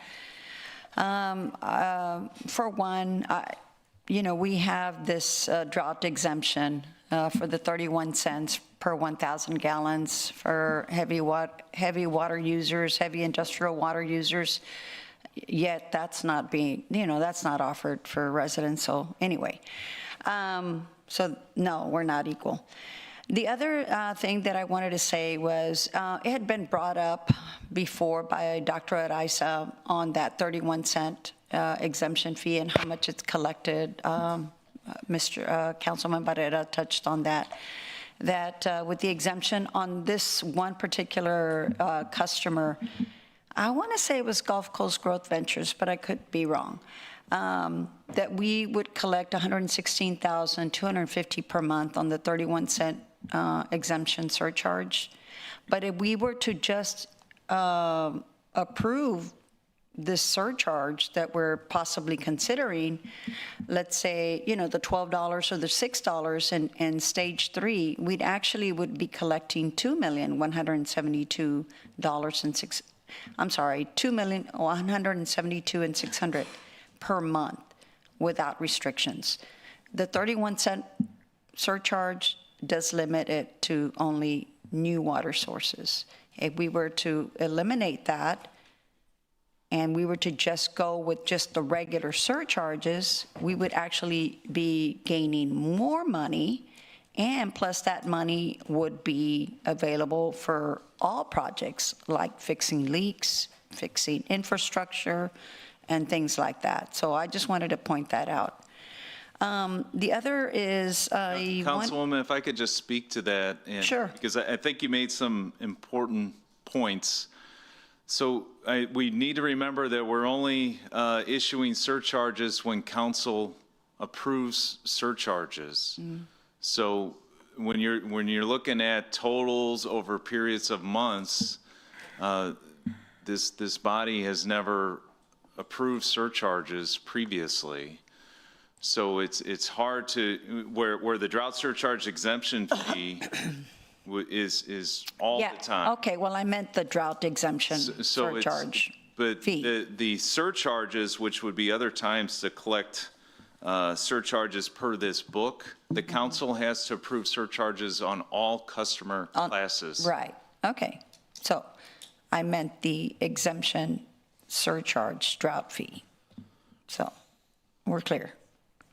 The 31 cents drought exemption surcharge. Right, but I think some of the other totals for comparison, you're utilizing the numbers in the book, which is only when council approves surcharges Right. all If we were to go, yes. classes. Yes, for all classes. Where the other exemption fee is continuous. In place. Yeah, I know. That's why we want to end it. And that's why we have a Fair Water Amendment petition going on. Okay, so then the other was, someone asked, can you point, to a specific part of the DCP that incentivizes exempt large volume water users to curtail use by the percentages set in the DCP plan? That's one question.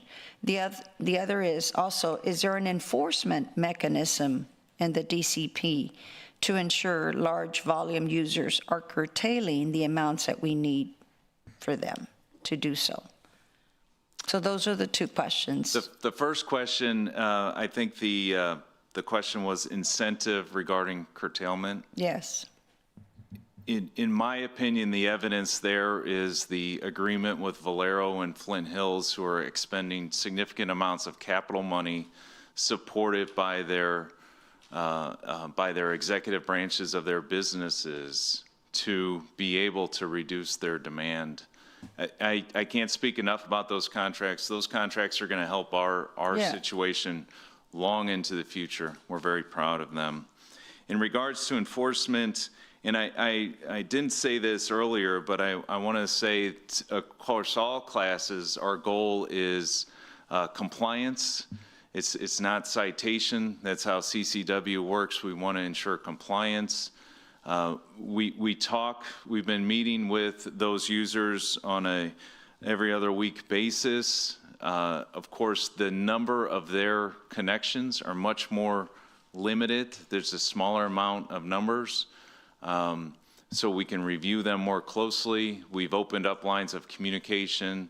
In other words, I know who to call, I know who to talk to, staff knows who to call if they're seeing trends that aren't meeting what we expect, so that adjustments can be made to ensure compliance. Can you point that out in the DCP plan where it states all that? Where it states about the enforcement?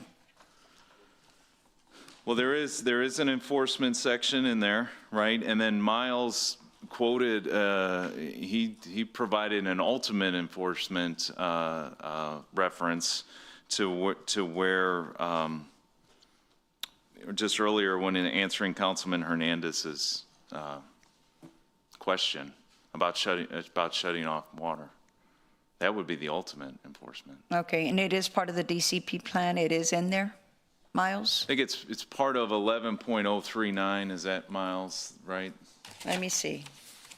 What page is that on our DCP? Pro rata distribution. Huh? Yeah. Pro rata distribution, 11.039 of the Texas Water Code.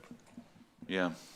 So that's the ultimate reference, is the Texas Water Code, which is 11.039, which is referenced on page 33 under pro rata allocation, Councilwoman. Page 33. And then the other, and thank you, Esteban, the other enforcement section is page 25. I see 21 of 23. So on page 33 under pro rata allocation, it references Texas Water Code Okay, hold on, let's see. 11.039. Is it at the end?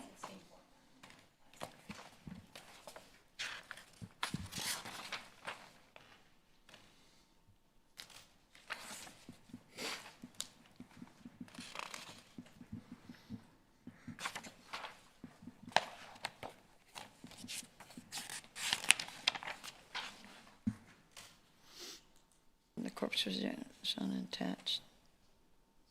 Where? Let me see.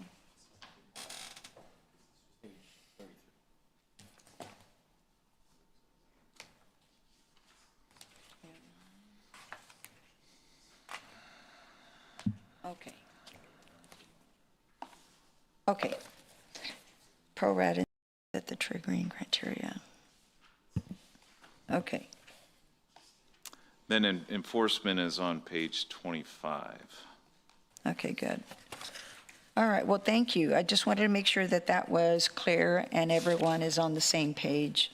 How much time do I have? 40-something seconds. Okay, and a moratorium, how would we implement a moratorium? I mean, obviously, we don't have water, and I constantly hear about the car washes and things of that nature. I also wanted to touch base on what are we going to do, like during the summer, for our residents that use the splash pads and things like that to cool off. I don't know, is that further down the It's the discussion? next segment. It's actually the very next slide, once we Okay. get through this period. All right, thank you. Councilman Hernandez. Okay, and Miles, I want to kind of understand this a little bit better, because I'm not opposed to the drought exemption or drought surcharge exemption fee. We've made that deal. It's important. It's also in line on section 12.1, paragraph K. It says the large volume industrial customer paying the drought surcharge exemption fee established by section 159.1 is exempt from city curtailment of water during reservoir system stages 1, 2, and 3, except where curtailment is required by Texas Water Code, Section 11039, or required by applicable state laws and state regulations. So when I say state, and it's the way our drought contingency plan is written, there's no curtailment for them anyway, right? There is under level 1 water emergency. No. I'm saying under stage 1, 2, and 3. That's correct. Yeah, you're correct. Okay, so whether they pay the exemption fee or not, there's no curtailment on their part because it's the way our drought contingency plan is written, it doesn't really matter. Okay, so that's one aspect. So the reason why I had this understanding that in section 4, under water emergency, there is no penalty for them not doing curtailment. And I understand that you have phone numbers and that you can call them and say, like, but are you looking to cut them off if they don't follow your rules? Are you going to shut off their water? I don't think so. Right? I want, and I'm not saying they're not going to be good partners or anything like that, but there's always some outlier, that it's kind of like me paying for a monthly fee. So if I get pulled over speeding, that okay, I paid my monthly fee, so I'm not going to pay this fine because I was speeding. Kind of like in stage 4 water emergency or level 1 water emergency. So I just want to make sure you understand there is no penalty for not meeting the curtailment requirements. So that's why I was surprised when you said that this included exemption into stage 4 or water emergency, because that's when you really need the curtailments. That's when you need the penalties. That's when you need the not only the front end, the carrot and the stick, but I'm not saying they're going to do that. I'm just saying it looks pretty stupid on our part as a city writing regulations that we exempt people from when we actually need it in stage 4 or water emergency. Yeah, no, I understand, Councilman. I think the key, and Miles, please correct me if I'm wrong, but the key is the reference to 11.0391, which provides the water supplier many authority to do things such as cut back water provisions for water. It provides for curtailments, allocations, and essentially, if things get really bad, it will allow for the water provider to close valves. Okay, but we don't, I understand the state regulation, and you're probably going to have it, lined out what those state regulations apply to, because I don't have it in front of me to read it out. But you're going to have those in there so we have a clear understanding of what those are. I just think by the way this reads, it states stages 1, 2, and 3, not water emergency. And if it's a play on words, maybe we need to make the adjustment on that. I'm not saying our partners are going to do that. I know they've been working really hard.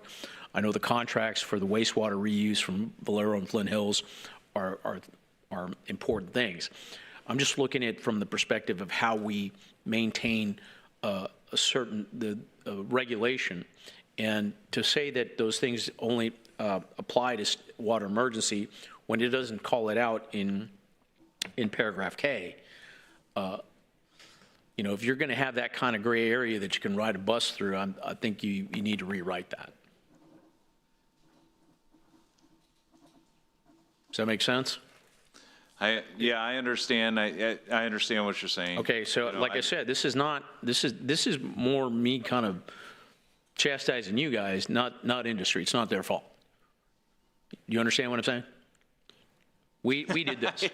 I guess so. I know what you're saying with the gray area. Totally understand. You can drive a bus through that gray area. Another way to look at it is it clearly says in stages 1, 2, and 3. It clearly leaves out level 1 water emergency and level 2 water emergency. And then also the way our DCP is written. Understand that. Right. And all the way our DCP is written, it doesn't even matter if we charge them that surcharge anyway or not. They're still exempt. I do want to separate surcharges from curtailment. Well, it says drought surcharge exemption fee. So I'll use that specific word. whether they, and it's voluntary, and I appreciate that they're paying for it, honestly, I really do. I just think, whether they paid it or not, they would still have the same privileges. Am I wrong? No, I don't understand the last statement. Whether they paid it or not. Whether they paid it or not, the way the DCP is written, there's no curtailment on their part through stages 1, 2, and 3. The large volume customers paying the exemption fee. No. You're missing what I'm saying. I know. Whether they pay it or not, let's say there's no drought exemption, drought surcharge exemption fee. Right. By the way the DCP is written, they do not have to curtail in stage 1, 2, or 3. Right, nobody does. Exactly. No customer classification does.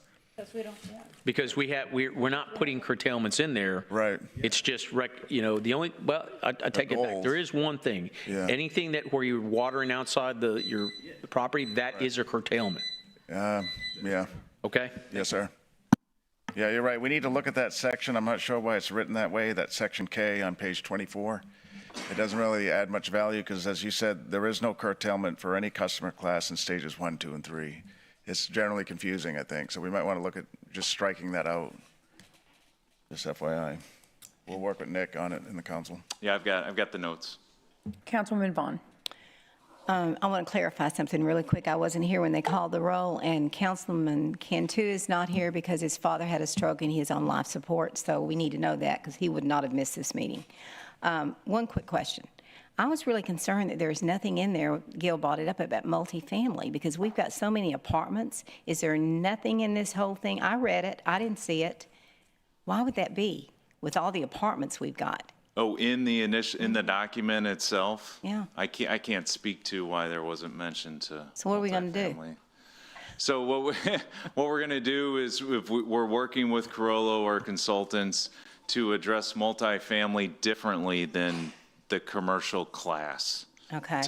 Currently, in terms of our billing situation, multifamilies are part of our commercial customer class. So we recognize that it's a different situation. So you're going to bring something back that Yeah. shows us different, just making sure. Yeah, the baseline would be Okay, I different. think we've had some really good questions. Absolutely. They've covered a lot, so thank you. Yeah, there'll be, Councilwoman, that's a good point. So apartment complexes are included in all these measures. It could be they have a commercial meter if it's a big complex, but some of these apartments have individual meters, and that could be a residential. They have individual meters, I guess, right? Some do, yeah. So some are treated as a residential customer classification, others are commercial. But we might need to put just something in just so people know they're included as well. Okay. Councilwoman Paxson, and then we're going to go on and finish the last three, I think, sections, is it? Mm-hmm. Okay. Thank you. Nick, can you tell me what percentage of overall volume is the residential customer class? Overall volume of our water usage. One second, Councilwoman. I'm going to let Camille answer it as I can't find my notes right now. Sorry. Camille Tires, Assistant Director, CW. 14%. 14%. And approximately how many million gallons a day do you think that is? Million gallons, I can't calculate. It's around 5.5 billion gallons a year. I would have to do the conversion. I can't do that. So in if my our head. peak use is 135? Huh? So if our peak use in the summer is 135, how much of that would be residential at 14%? 14% of 135, so you're looking at, give me 1 second.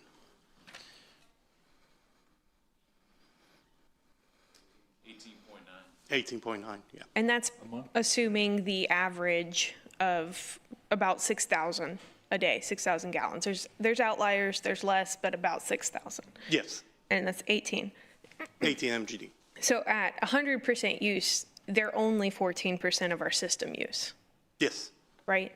Okay, so to me, the 6,000 to 7,000 parameter for that class, I apologize if I indicated that incorrectly or inaccurately, but what I was trying to communicate was 6 to 7 is fair to me. That's about quality of life. It's such a small percentage of our water system, that we should be invested in finding ways to enable our ratepayers in our residential class to have a good quality of life. We got to remember, they were watering their grass, they were washing their cars at home, their kids were playing with the garden hose. Like, that's quality of life. So I think that those numbers are still fair. Our community has really gotten behind reducing use, and that's why it's so low now. So I wouldn't favor reducing that at all. The multifamily, I agree with the other council members. I think that needs to be per unit on a residential base or something of the equivalent. And then I'll leave that on that. As far as the slide that said that there's provisions that repeated use to not meet curtailment amounts could result in discontinued service, I don't think that should ever apply to a residential. I think that's a health and safety issue. That's my 2 cents on that one.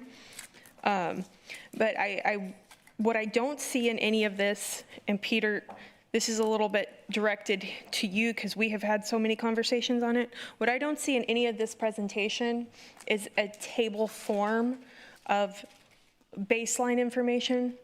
So we have, 23 connections in our large volume user class? Mm-hmm. That's it? 23 connections? The large volume. So even though they're in a customer class, there's such a small number. Yeah. What I don't see is what I was told would be at this workshop, is this is their water consumption demand. This is their alternative source efforts. This is their immediate versus long-term realistic cutback amounts. And those slides considered, this is our real and new attainable baseline. I don't see that in this presentation, and I'm a little frustrated that after all the discussions, it's not here. So if I could call up slide 22, no, I'm sorry, slide 20. Yeah, we have the aggregate, Councilwoman, but we do have individual that we can review with you for the 23 taps, for the 23 connections. I would like that to be a slide for public access, please. And I can give you those breakdowns of items if that needs to be that specific. Slide 20, are they queuing that up? 20? I'll wait. Yeah.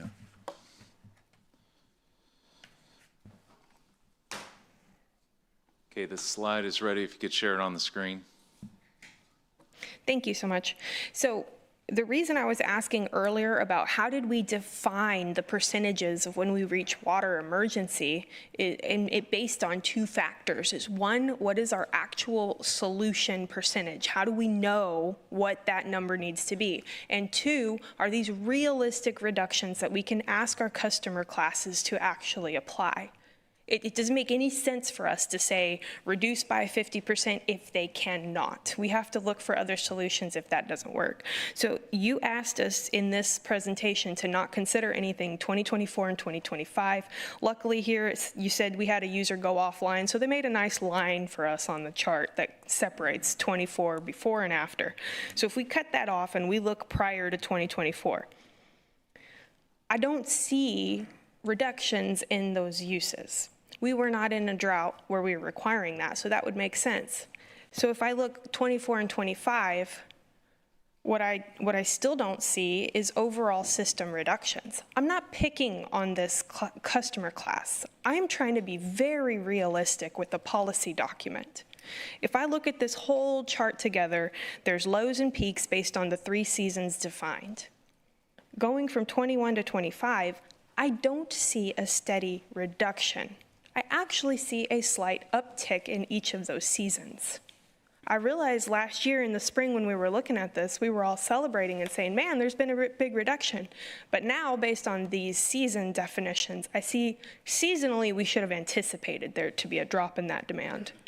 So I am not picking on this category, but I think we have to be very realistic with this document. If we're going to request somebody cut back by 25%, can they do that? Does that make sense? That's why I'm asking that question. So if we go back to your statements on how did we come up with the 25%? How did we come up with the 50%? You said we looked at best practice. It has to be quantifiable in the Corpus Christi water system for that to make sense. Does that resonate? Maybe. perhaps. What I can say, Councilwoman, is when we look at curtailment percentages, we've got to look at, we're forecasting where our supply is going to be and where the demand is. Both of those are projections and forecasts. And the curtailment percentage, and it's the same on all customer classes, has to be a number that will provide us, that will lower that demand curve so that our supply won't be outpaced by the demand. That's what we're looking at, and that is for across all customer classes. That is to the benefit of all 7 counties that we serve. I completely agree with you, Nick, and I love our industrial large volume 100%. I'm saying for this policy procedure, we have to be realistic and accurate, and I don't want to sit up here and make policy on information I don't have. So I find it frustrating and disingenuous that what I've asked for weeks is not presented here today. Well, it is, Councilwoman. We have it just in aggregate form. No, I asked for it in detail. Yeah, we have it, and we're going to give it to you. We didn't want to show it here today, but let me just also answer the question this way. These are targets in the contingency plan today, because we don't know how much water we need to generate. I'm going to talk about it a little bit differently to see if we can, because it's an important topic. So when we forecast out the scenario of where we are in a calendar year and where we see that supply is not going to meet demand, that 6-month forecast, we're going to work with the council to say we want to stretch out that 6 month to maybe 12 months or 7 months or 8 months. And then we're going to know how much water we need to come up with. And that's going to be in the form of less use. And so, yeah, right, yeah, we don't have it yet because we don't know where we are in the calendar year. It's going to be real time. You're going to look at my house and say, Mark, you use too much water, but Everett, I'm going to let you. No, Councilwoman, let me just finish. So the Carollo's here because it's not just, these are best practice numbers that we could pick from any country or any state, in America, but it's going to be real-time data that we're going to show the council. The term reverse engineer is something we've used in our staff meetings. And so we have to see where are we in the calendar? How much water do we want to save? How much do we want to prolong not having enough supply? And then we say, okay, this is how much water we need. So to get to that amount of water, there's going to be a percentage that we don't know right now because we don't know where we are in the calendar year, how much water we have to generate. Carollo's going to help us with formula-based analytics to say across all customer classes, you'd have to reduce this same percentage to come up with this much water. And then we're going to have an actual percentage. That's why right now these are just goals in there, the targets, because the real scenario hasn't happened yet.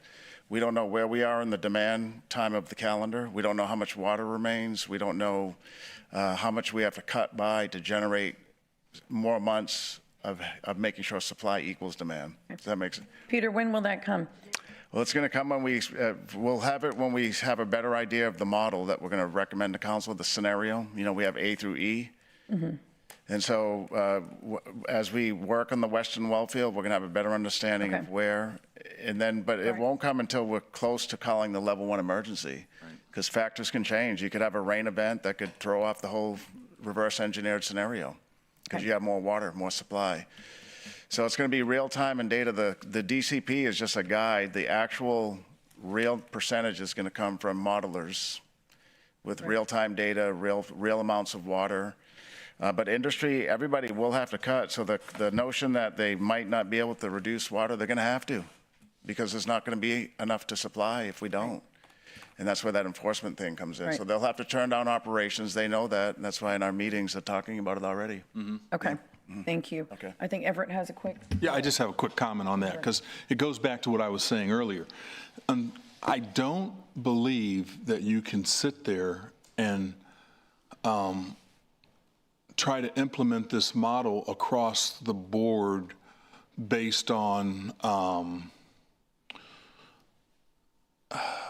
you have to be able to look at the baseline. It's the same thing even on the residential side. I mean, if I happen to believe that a strong family unit is 12 kids, and I decide that that's my goal in life is to have 12 children, and I'm going to have my mother and father live with our unit also to help out, that's a whole different model. And the challenge is we're trying to make blanket policy across the board. When you take a look at industry, you got 23 different sources of the industrial users that have different business models altogether. And so that's the only thing I want to go back to that and say that we have to make sure that, number one, we look at the baseline, and then we put policy or we put things in place that affect those that are not doing their job in terms of conserving based on their baseline. Because I keep hearing we keep basically blanket. No, it's not. Yeah, so for the 23 large volume users, they have individualized baselines. That's what Councilwoman Patterson was talking about. And I think that's part of the information that would be nice, even though I know to a degree also that it could be proprietary. Yeah. In terms of, we're going to show it. I mean, it's public information at this point. So at our next workshop, we'll show you the 23. Yeah, because we need to understand, okay, who is doing a good job and who maybe needs to do a better job, and what are the factors that determine based on their business model that could deter them from doing that. And maybe they're okay with saying, okay, then I'm going to have to, in the event that we make the decision that we're either going to operate or not operate, we'll be more than glad to whatever, have to pay additional money. Right, yeah. For the large volume users, they have individual baselines. Everybody's is different. I think that's part of what we were looking at to try to have that information. Yeah, we'll show that to you, no problem. And then for the residential, though, we have to talk about this if we don't want to do it this way. Right now, all residential are the same, 7,000. There's no exception for the unit of family you just described. We'd have to figure out how to do that. But right now, for residential, it's 7,000 is the target. I mean, that might be hard. I'm just saying that we have to be practical also. For commercial, we broke it into meter sizes, so there's 8 different categories in commercial. Right. Because the other thing is, we were talking about multifamily, there's a big difference between, you're right, if you have a 4-unit or a 5-unit, and you have individual utilities, and each unit is responsible for their utilities, or if you have a 280-unit multifamily unit with one big meter, and the owner is responsible for that. I know that there's a difference. But anyway, I just want to keep going back and making sure that we remember that that's a challenge. This is a challenge here. Okay, thank you. Yes, sir. Thank you. Councilman Scott? And then Councilman, I apologize, I was snippy. But I guess my point was, I don't have the ability, I get that each individual large water user has got their own number, but I don't know if, you should cut 15% because you use an open loop and you already use a closed loop, so we're going to let you stay 10%. I mean, so the percentage reduction is the same across the board. Yeah, okay. That's the same. You have to, this is by law. Every classification, every customer has the same percent that they have to reduce by. But what are you reducing from? That's their target amount. And for large volume users, they have individual targets because they're very different. And I get that there's a reality that some could do more than others. Yeah. But I'm not, I don't understand or can pass judgment as to who should do more than the other. That's all I was getting at, is that you get that granular, then we're passing judgment on what you do compared to what you do. And I just don't, and it sounds like maybe that's not what we're doing, but because I don't even, you make oil and you make, widgets and you make, aspirin. Yeah. I don't know what the water requirements for that are, and I don't think we should be involved, but I appreciate what you said. Yeah, thank you. All right. Okay, Nick, go ahead. We're going to go ahead and start on page 23 and go through page 28, which is the last slide, and then we'll have question and answer again. Thank you, Mayor. I'd like to introduce Mike Dice, Interim Assistant City Manager, to talk about new water meter connections. Good afternoon, Council. Mike Dice, Interim Assistant City Manager. I was just brought up earlier about moratoriums, and as Nick stated on slide 13, there could be a proposed council action on moratoriums, but that would need to follow state law, specifically under Texas Local Government Code 212. As you see in the slide, that was amended in the last legislature. House Bill 2559 in the last legislature further clarified the existing rules that were already in place for moratoriums. What it is, it specifically mirrored the existing commercial rules to include residential. It requires multiple public hearings before implementation, and you'll see that timeline across the middle. Before any implementation for any type of moratorium, you would need a 30-day notice for a public hearing. That public hearing would require an additional 30 days for a second public hearing. It would require an additional, after that, within 12 days, an actual vote would have to happen from council on the moratorium. That vote would require 3/4 affirmation from council, and then 28 days, no sooner than 28 days after that would be a second reading. So we kind of have some timelines there. It would take 101 days to get into any proposed moratorium. Specifically within House Bill 2559, this limits to 2 90-day moratoriums. So your first action after that timeline is 90 days of moratorium.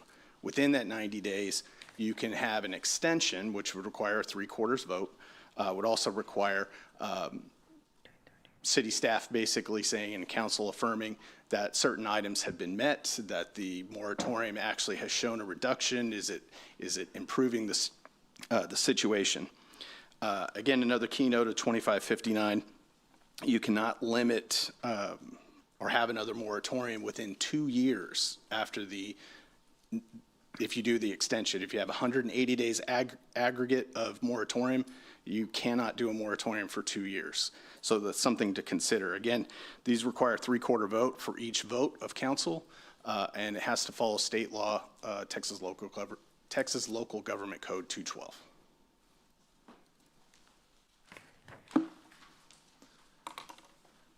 Thank you, Mike, for being here and helping us through that and the legislative information.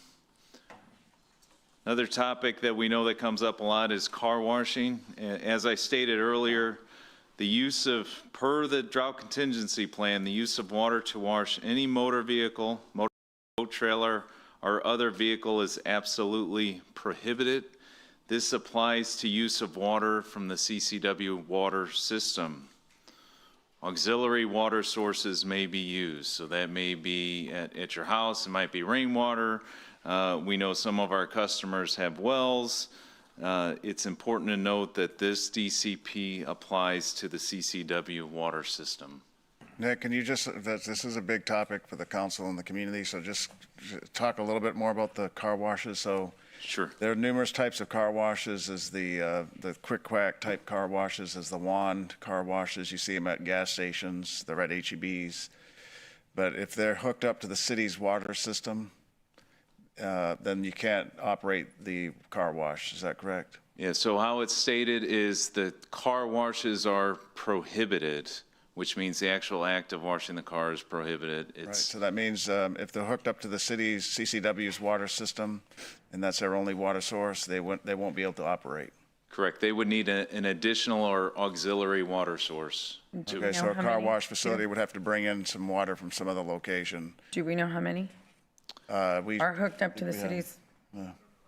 We don't have it here with us, but we've done some general analysis on usage. So car washes, if they don't have water from some other source, like a well, or if they truck it in, it will be prohibited to be in operation. Right. I think it's important to know how many are we talking about? Okay, we'll get you the number. Which would be simple to find out. Yeah. Yeah, I've got that. All right.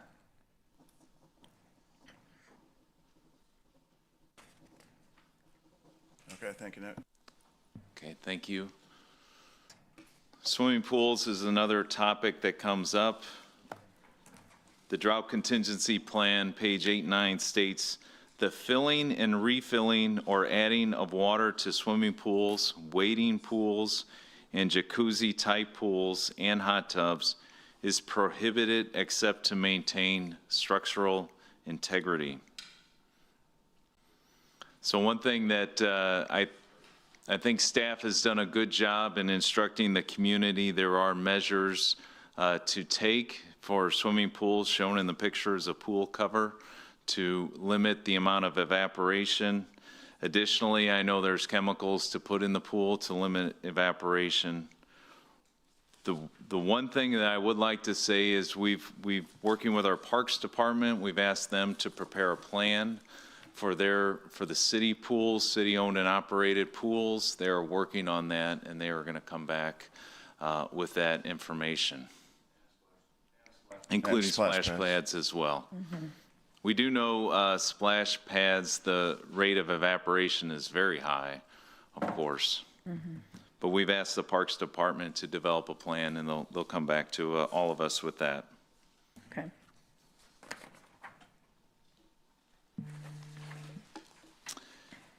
At our last council meeting, there was a request to look at the definition of essential water usage. Staff has been looking through that, and what we are proposing is in the DCP to define essential water usage as water use necessary to sustain public health, welfare, safety, sanitation, and fire protection.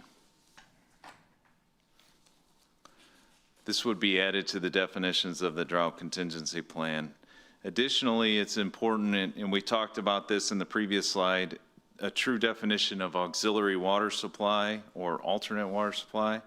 It's a water supply from a source that does not originate from the Corpus Christi water supply system, whether treated or raw. So when you think about that, we should be thinking about potentially a well, a home well, thinking about rainwater capture, rain barrels, thinking about the effluent reuse program where residents can come to the OSO wastewater treatment plant and pick up reuse. There are times when people actually truck water in from another system.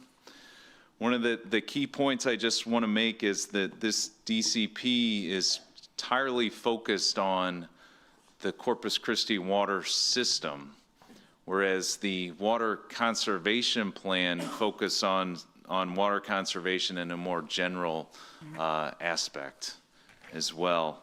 And I do want to, we are talking about wells. There are specific requirements and ordinances for wells. It's just a reminder to the general public, if you're planning on intending to install a well, please reach out to the Corpus Christi Aquifer Storage and Recovery Conservation District.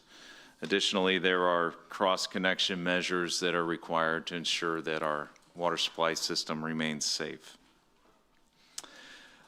So these definitions, they would be to be included in the drought contingency plan. There would have to be an amendment, but we've asked staff to work through this, and this is what our recommendation is.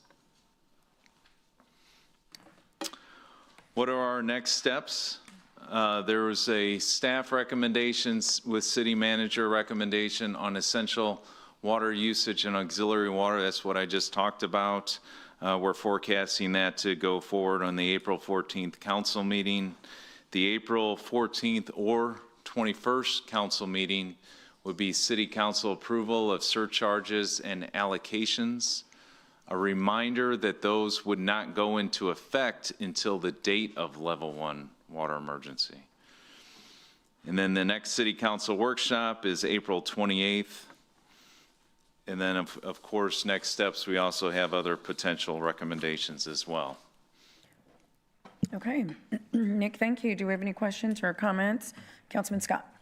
Hey, are we talking to the tourism industry about potential impacts to them? I'm just thinking about all the fishermen, fishing people. We are, yeah. So Brooke Kaufman, the CEO of Visit Corpus Christi, and I and the executive team in the last monthly executive team meeting spent the entire time talking about this situation. They are going to hire, and we're going to partner with them, a consultant that'll help on messaging. And so that's underway. I'm just thinking about all the recreational and professional fishing guides who are out of Corpus Christi that I think you have to flush your motor. I don't own a boat, but I think you have to flush your motor anytime you're out in salt water. Mm-hmm. And this would, under this rule, you couldn't use city water to flush the motor. That's correct. So I guess the answer would be they'd have to, I'm just curious, have you thought that through? Is that, so they could apply for a variance? Well, I guess if it's. So yeah, it's important to note that there is a variance provision in the drought contingency plan. And we part of this workshop today was to make people aware of that did exist. So if I own a boat and I go out fishing, I apply for a variance to be able to flush my boat at the house, I guess. That's interesting. I'm just not sure how that works, but I get, and my response, by the way, is, okay, we just run out of water. So I'm not picking on any of us here, but I think that the fishing industry is a big part of our tourism economy, and I don't know that individual I guess professional, I could see where professional fishing guides could ask for variances because they're doing that every day. I don't know how much water it uses, and I don't know if you could use, you could bring in other water sources, and flush it that way. I just think that's an issue that we should think through. That's all. Okay, Councilman Hernandez. Okay, on the residential tap moratorium, I was a little surprised to see that in the sense that, I'm looking at page 18 of your presentation where it says residential usage has dropped significantly or has met requirements. So I'm thinking, how many residential accounts do we have, and has that changed over time to where, because if you look at our population, we haven't really increased that much. So I'm trying to get the correlation here. So there are 90,625 residential connections. Has that been consistent over the years? I'll get you the exact information, but I would say it's fairly consistent. It goes up. Typically, I know when the housing industry was doing well, it was about 1,000 new homes a year.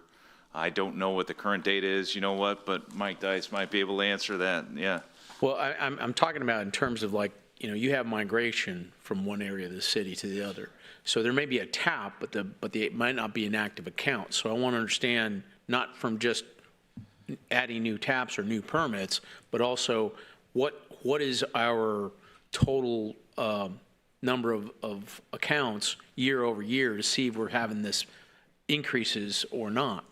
Because we're talking, you're shutting down mobilization of businesses by doing something like this, when I want to know if it really has impact considering the usage of residential usage. And again, Mike Dice, Interim Assistant City Manager. So the permitting trend that we've had over the last 5 years has been anywhere from 1,000 to, at one point, we're about 1,500 new residential permits. So those would be new accounts coming online.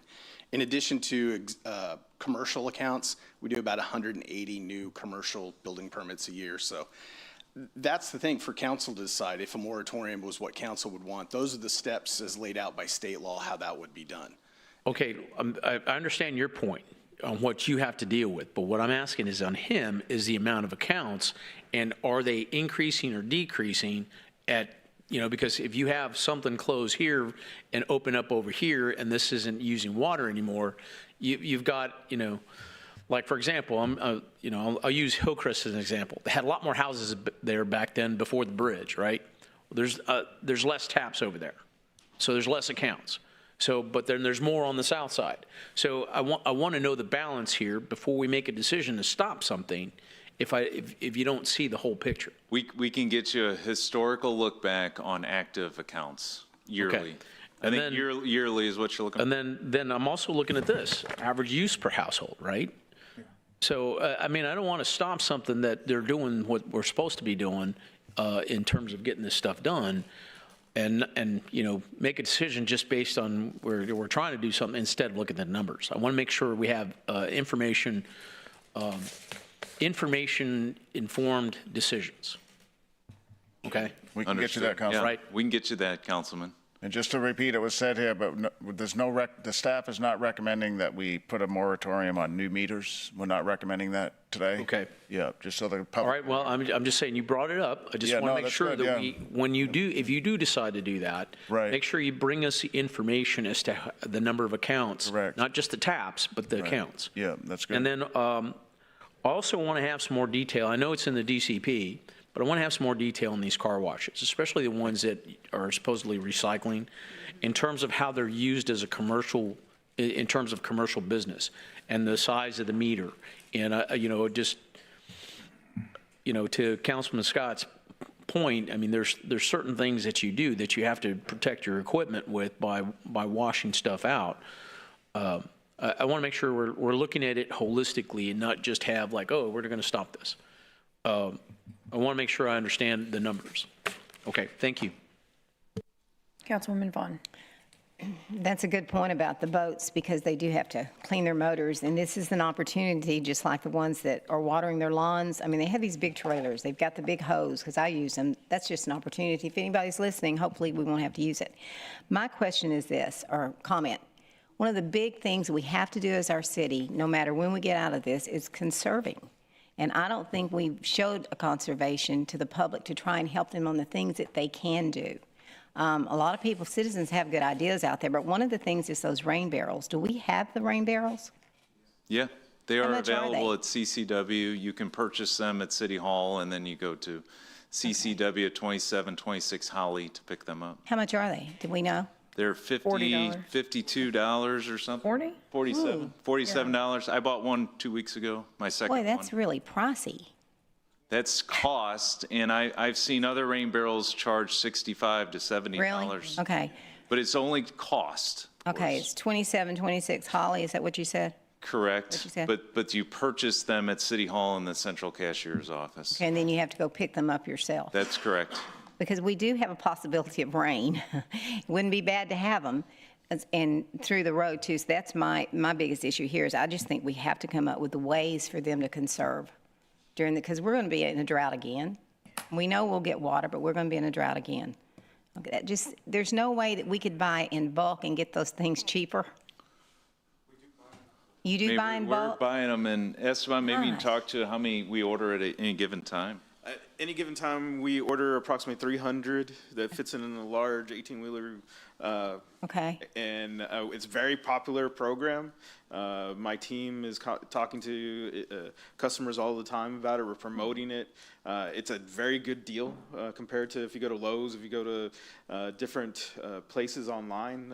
It's affordable. I know Councilwoman Campos has purchased rain barrels from us. I continue to promote it. We have we help with the Master Gardeners to promote it also. So it's a great program. Well, and there's a lot of people that absolutely cannot afford them. So maybe we might come up with something to help some of the ones that can't. Just a suggestion. Okay, thanks. Councilwoman Paxson? Thank you. So with the recommendations on establishing establishing what we want to do for, what's your last slide? How did you word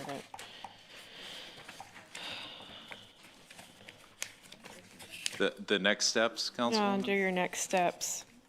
Basically, approval of surcharges and allocations. That would be page 16. That's what you're saying would come before us next, after the update on these definitions? So, right, so 16 is the surcharges. So if this council moved to approve the But also surcharges. allocations? What's that? But also allocations? And then, right, and then there's allocations. We would also recommend the surcharges and then recommend the baseline, the curtailment percentage resulting in the allocations. And that's what's in the table on 16. Well, 16 is just the surcharges. It's not the baseline or the curtailment or the allocations. And so when we look at each of the 3 slides where we have the graphs of the different customer class, there's a Correct. clear answer on the residential slide, and that's 7,000. But there's kind of averages on commercial and large volume, which I understand those accounts vary greatly. So, But right. do you see what I'm saying? There's not really a clear definition on those 2 allocations. You're absolutely correct. So with commercial customers, it'll be based on their meter size. Now, admittedly, we only gave you an example of a 3/4 inch meter size, but there's 1 inch, there's 2 inch, there's 4 inch.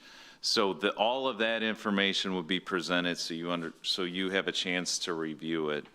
And then again, with the large volume, there are specific baselines set up for those entities. Okay, so what we know based on the facts of pulling billed information, that is our best, fastest answer to say what is our actual demand, how much has reduction, and what over time shows us patterns. Based on those actuals, it's our residential customers that even though they're the smallest slice of the pie, they are making the most noteworthy changes. I would argue that, sure, they have a little bit more flexibility because their actions are not tied to operations as much as, you know, a business may be. But what's not here is, you know, we have a surcharge where our large volume partners can say, we may not ever need to go into surcharge and curtailment, but I'm going to go ahead and I'm going to pay a percentage over years as a partner. And should that ever come up, I've been paying into it so many years, I'm exempt from it. We can tweak that. You know, we've had some good discussions on it, but there is a provision there. There's nothing really here that says, what about our residents who make up such a small portion that we can be cognizant of the sacrifices they have and continue to make, and also say, how are we protecting their quality of life while they live with us? I mean, we don't have a city to operate if our citizens are unhappy, you know what I mean? And I get it, we have to save water, but some things that come to my mind is kind of like, one, we have a fund set up for individuals who may need utility assistance. They can come and apply, they can get some assistance. Maybe there's something along those lines as far as the rain barrels, like Councilwoman Vaughn was saying. It's like, hey, $50 may be a lot to a lot of our partners, or a lot of our residents.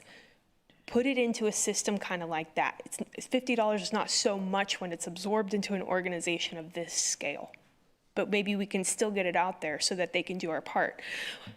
If we can kind of turn that conversation to say, you know, less of, hey, make sure you're not watering your lawn, make sure you're not washing your car, and more of, if you utilize these auxiliary water sources, now that they're defined, you can get these many ways back, and here's what we could do to help you, or here's how that looks. I'm not gonna come out and penalize you when I see a well sign. I'm not gonna come out, hey, the grass looks green. We're looking for ways to actively help you meet those needs through a fair process. You know what I mean? Does that make sense? I think that we could stand to really be impactful by adding that message, because what I really would like to see from all of this is a little bit more, how do we embrace our residential customer class who has been bearing so much personal sacrifice for the region, even though they're the smallest slice. Does that make sense? It does, and I think there's been some comments here that we can take back with staff and try and work on something. Okay, I think that would be I think very that, you know, we talked about the rain barrel and everything, and I remind all of our many people every day, and again, CCW, we're an enterprise fund, so all of our operations and capital expenses are covered by the ratepayers. So and I just want to bring this up. So any beneficial programs that are done at no cost, we still have to recover those costs of services, and that's borne by all of the ratepayers. How much is left in that $90,000 fund? You know, the last time I checked, which admittedly was about a month and a half ago, I think there was between $35,000 and $40,000. Okay, so maybe we say a percentage of that could maybe help offset. Maybe we ask some other partners like, hey, you might not have $1 billion to put towards a new water supply, but do you have a couple hundred which would supply some rain barrels? Just like we took initiative for this, if we're saying that we're going to prioritize auxiliary water use, let's do this as well and get some more water barrels out there to people. And I see on here that there's some adaptation to those definitions from when we brought it last week. What I would like us to do, what I'd like to see, is a specific engagement session with our hospitals and healthcares and showing them how they could do those variance requests that match precisely that discussion last week. I see a nod from Chief Wade. Yeah, we had an initial meeting with them, and thanks to the Chief Wade and his staff, we're very appreciative of their work. They have the connections, and their work. We're committed to those continued meetings with those customers, such as hospitals, such as the schools. I can count on you for a follow-up to go over that specifically. You got it? Thank you. Mayor, can I add one thing, please? Yes. We are acknowledging the work the residential customers have done, as evidenced by the baseline of 7,000. We could have set that lower. We could have said, you know what, we're going to try to squeeze the residents even more and have even a lower baseline. But it's high, 7,000, and they've already made that up, right? The average is in that 44 to 5,000 per month. So most residents won't have to do much when we go into curtailment, when we go into allocations. And so we're kind of rewarding them, and we'll do more, but we're rewarding them with the baseline at that 7,000. Right. The average residential customer uses about 6,000, and we're saying we'll bump it up a little bit. Right. As acknowledgement that they've done a lot. They've sacrificed a lot. They have. They've been in curtailment, as Councilwoman Campos talks about it, for over a year. You know, they've been in curtailment. You can't water your lawn. So there's some recognition there, but we can do more, to Paxton's point. So just want to highlight that in the curtailment amount. Okay, thank you, Peter. Councilman Roy? Thanks again for the presentation. Couple things.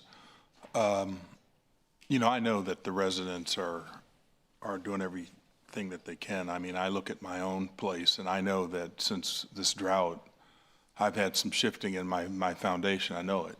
I can see it, you know, and I'm thinking, okay, where does this stop? And it's going to cost money to have that repaired. And there's a lot of people that are in that situation. But the thing that doesn't bode well with me is that, and I want to get back on these car washes. I mean, right now, we have an industry with these newer car washes that basically you could go 4 times a day if you wanted to for a set fee and have your car washed. And I understand that some of these car washes are supposed to, reuse water, possibly, you know, that's what they're supposed to do. But if you take a look at the overall car wash and the water when they come out, and they can't capture 100%. But it's because the other thing is that the towels that they give you to be able to dry they have to put those in washer and dryers. They wash them and they dry them. There's consumption there. And to me, it's ironic that we're sitting here talking about what we're putting through the residents when we have an industry here that it just doesn't make sense from a standpoint of we're in a drought, and who says, okay, you can have unlimited car washes, you know, for $40 a month, whatever the cost is. It just doesn't make sense with me. And we really need to take a look at that during this period of time. Because the other thing is that I'm curious, if you go back historically and you take a look at their consumption, and this should be real easy to look at their consumption from the beginning of our drought until now. I bet that their numbers haven't changed at all. They haven't done anything to try and conserve water at all. Zero. Except, and it just, to me, that it's an irony. It just doesn't make sense. And I hope my other council members would support me on this. We need to take a look at it. We need data to understand, and we need to understand historically, have they done anything? Because we're limiting people from maintaining their boats and their engines. We don't let them, but we're willing to just sit there and have somebody go 4 or 5 times a day. You know, I've seen it where people get a little spot of bird poop, instead of just going in there and wiping it off. Oh, let me just go back to the car wash again. You know, we need to look at it. Yeah, I agree, Councilman. Thank you. Councilwoman Campos. Thank you, Mayor. And I couldn't agree with you more, Councilman Roy. I do believe that we should, as a matter of fact, that was early on about the moratorium on those car washes. And again, back to rewarding our residents. It's been brought up before, you know, like and I think y'all do it anyway, but maybe we could just do a better job, like the low flow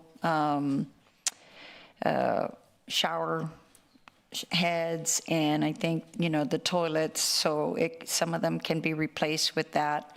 I mean, those are the little things that I know that we can do. And it's because we know residents, right? But we don't know how we can look at, and now lately, since I've been doing the air water amendment, I've been talking to a lot of people, and especially people that are in industry. They're, they concur that there is some water abuse, and they say, yeah, I know that we use a lot of water, and I know that there's a lot of waste, but these employees don't have the opportunity to say, hey, this is what you can do, or this is what, you could improve on the system like we do here, because we know what we can do.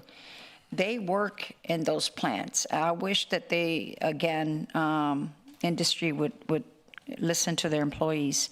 But anyway, I really wanted to ask you also about the aqua storage. What's going on with that? I mean, because eventually we will get rain. Eventually we will get water. So are we set up for the extra rain that we will be getting? And do we have the storage set up for it? The aqua storage? Okay. So, of course, our primary storage in the western is Lake Corpus Christi and Choke Canyon Reservoir. I think you're referring to aquifer storage and recovery. Yes. So that is one, typically that's utilized for reuse water.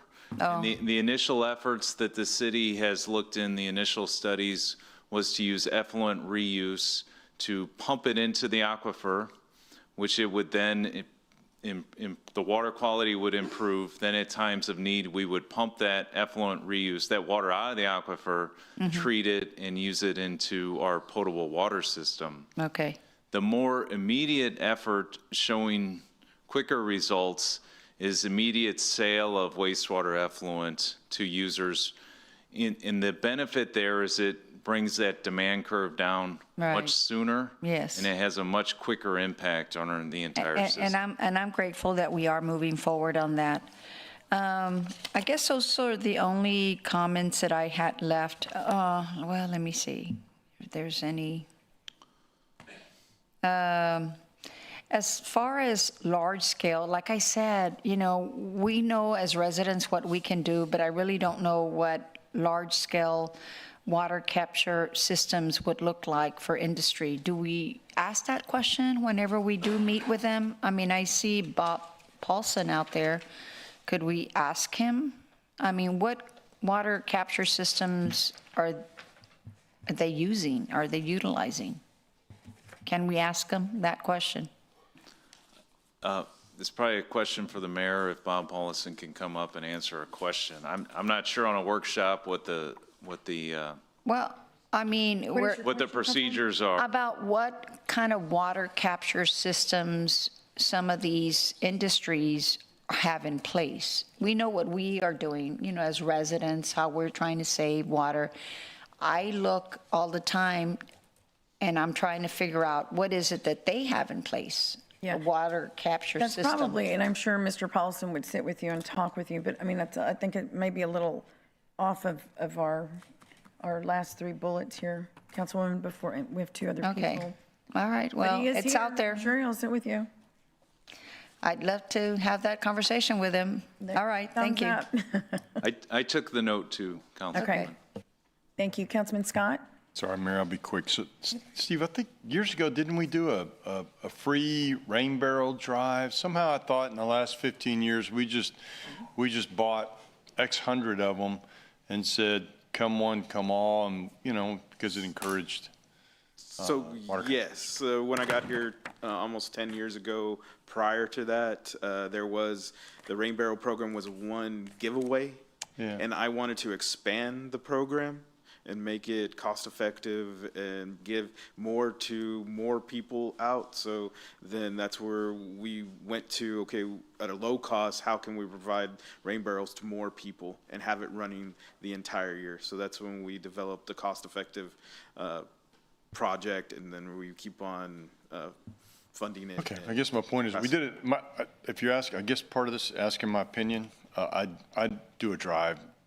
I'd buy 300 of them and say, anybody that wants one in the month of May, because the rains are coming, You can bring it back if the rains never come, I don't know. But I'd support some sort of initiative to provide free rain barrels. We have one, and I don't know if we got it back when or if Carol bought it, but we have one. And we like it, we use it, and that's kind of a big deal. Side note, we didn't put it high enough off the ground, so I do have water pressure issues. The second part of this is that, so in level 1 water emergency, no hand watering potted plants, no watering. So what the plan says is landscaped areas. I would say that a potted plant is in a landscaped area. Is not, or is not. I'm gonna remember this moment. So one thing that we're working with our communications team is to develop a list of frequently asked questions. That's a good question. Well, I guess, let me tell you the philosophy here. So I saw the drop in residential use, and it allowed hand watering, right, of potted plants. And so I don't know that, and we've had this conversation about how much more can we reduce residential use. And so in an attempt I think people love their plants, right? And they want to be able to water plants. Now, if we run out of water, everybody will take additional measures, but I don't know that there's, what's that called, much more blood in the turnip to, to squeeze out. So I would look for some language that's still allowed or communicate that you can still hand water. Frankly, I don't know why we don't, I've never understood why we don't allow soaker hose systems, especially, soaker hose system. Like, can we use it now for your foundation? Right, so. We can use it for your foundation, yes. You can water your foundation, but you can't use soaker hoses to water landscaped areas of your lawn. But I like to water my foundation from 6 feet out in, and so I'm kidding. So you can use a soaker hose to water and maintain the integrity of your foundation. You can hand water potted plants, just not landscaping. If it were me, I'd have a conversation around allowing hand watering the landscape.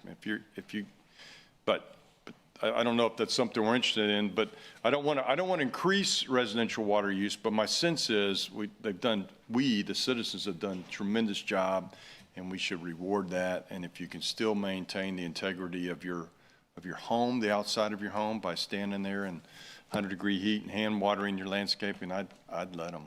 And then I definitely would go to some sort of one-time giveaway, see if it works on the rain barrel, and then evaluate it later. Those are my 2 cents. Nick, I'm going to just throw this out there. It may not be a huge issue here, but in Port A, there are thousands of golf carts, and all of those golf carts are very much, they're washed, regularly, because they're rented out. So I just think, I don't know that that's at all addressed, but just food for thought there. How would we address something like that? Okay, Councilman Hernandez. Or, who was it? Yeah, Councilman Hernandez. Okay, thank you. While I was here waiting, I looked at the Texas Water Code 11.039, and it really just addresses how you do pro rata if you don't have I guess they're calling it a conservation plan, and how you do it if you do have a conservation plan. It doesn't really talk about enforcement or it's just kind of it's 3 paragraphs. I don't know how that really applies to what we're doing, considering we do have a plan. Also, are we voting on an ordinance on April 14th? So we provided today some suggested definition language. Mm-hmm. And if you look at the next steps, there was, on April 14th, there was going to be a staff recommendation to add those definitions to this. To add to what? To add to the drought contingency plan. Okay. So to add to the document. So this is an ordinance? Because the drought contingency plan is an ordinance. That's correct. So are we going to have 2 readings, or is this going to be an emergency reading? We could do 2 readings. Okay. Yeah. So there are some things that I think you're leaving out here. Councilwoman Paxton had brought an agenda memo to the last council meeting about essential services like hospitals, dialysis, stuff that we're supposed to have some sort of carve out. That is not in your recommendations. Also, I really want to have very clear understanding or language with regards to the wholesale aspect, multifamily, and so if there's those need to be really defined. Commercial use, if you're going to put, is there going to be anything in the drought contingency plan on reduction of permits or moratoriums? That's a separate that would be a separate policy. Separate policy, so that's not going to be included. Probably not. Right. Yeah, it wouldn't be within the document, but yeah. And we wouldn't do that until we provide you a lot more information. Okay, and lastly, I don't know if I agree with how you're interpreting section K of 12.1, the non-mandatory drought surcharge exemption fee. Like, maybe a legal brief or as to how that you're interpreting that or why, because I don't want to open us up to lawsuits. Yeah, we can get that legal brief. Okay, thank you. And then Councilwoman Paxton's 3 signature memo. So in the discussion we had, it was late, that last council meeting, but we agreed to drop that last sentence where it listed those entities by name. I think Councilman was supportive of that. So this definition is reflective of how we discussed it during the council meeting. And Chief Wade helped to clarify the rationale for why we would recommend it that way. I thought Councilwoman Paxton was fine with it, but if not, yeah, there's some specific call-outs, right? I know. That I think I want to make sure we protect those situations where you have, I know people on dialysis, at least 2, that I know it's an important thing to keep them alive, and I want to make sure we take care of those particular industries. Now, like I said, the way our DCP is written, we need to understand how that commercially, because you had only the one example of the 3/4 inch line. I want to be very clear on a lot of this stuff, because ultimately all this will come back on us as council members. Right. Okay, thank you. Okay. Councilwoman Paxton. Thank you. So to speak to that point, what I was saying at that meeting was I was hoping to pass at least the definitions that night because it is a second reading. So my intentions were if we paused that so that we could craft that and move forward with the item so that we weren't sitting here a week later now still planning 2 readings so that the process could move forward with getting the definitions on there. But I still very much am concerned, to Councilmember Hernandez's point, is how we are going to handle our healthcare hospitals, emergency services, senior care facilities, dialysis facilities. The whole list was included on there. Once we pass, by definition, this category of essential services, my question is, at baseline, their water consumption goes to that definition. So the confusion here is, if we've told them that we're in a drought stage 3 or a level 1, it's already stated landscaping irrigation is a no-go. These non-essential services are a no-go. So that's already put off the table. So what's frustrating to me is that we continue to not acknowledge that by definition now, when we put it in the book, their operations are exempt. So essentially, the drought contingency plan, all it does is says, cut back or we're going to charge you more. And then there could be further penalties if you still continue to not cut back. But all of that would not even apply to those users because they fit under an essential definition, provided they're not doing things like landscaping. Am I incorrect? Let's have Chief Wade maybe come up, but yeah. Thank you, Chief. And we can do it too. We couldn't do the ordinance. It wasn't captioned for an ordinance vote the last council meeting, but we can do a 2 read and 1, for that next meeting. For the 14th, we'll do a 2 reading and 1 ordinance. No, I don't mind following the rules, but that was my hope. Right, yeah. So Brandon Wade, Fire Chief, still to address that, I think there's a process in place in the DCP currently for a hospital, for a dialysis center, to say, if this is my baseline, maybe they need to stay at that baseline and not go under a curtailment or a pro rata allocation, and then they could apply for that, and then they would be able to say exactly why they need that, and maybe it's for their process, but they would also still be listing the things that they're doing to ensure that they're looking at every way to conserve water. So they would still be listed, and then by carving out, you know, just say public health, and you've carved out maybe 5 of them. Did you capture all of them? I don't know if we did. I got that definition from CBRAC, the one Right. that we've identified as our liaison to the But there's collection. other things within essential water use, sanitation, fire protection, safety. There Which could were be other listed. businesses that apply as well. And then that same category would just give an automatic potentially exemption to a number of businesses that are there. So I still think with that saying, here's what's essential water. And I've looked again at some other places, El Paso, that listed in a definition for essential. They were very vague. They used public health, they used safety, they used welfare. And then within that definition, if you need an exemption, they can apply for it. So we're not saying that they don't have a means to ensure that they're still sustaining their operation for public health. It's there. We're just not looking to get so granular within a definition that somebody gets the automatic exemption. And then I say automatic exemption to what? Is it to the prohibited items as well? Can I see my time actually as I keep talking?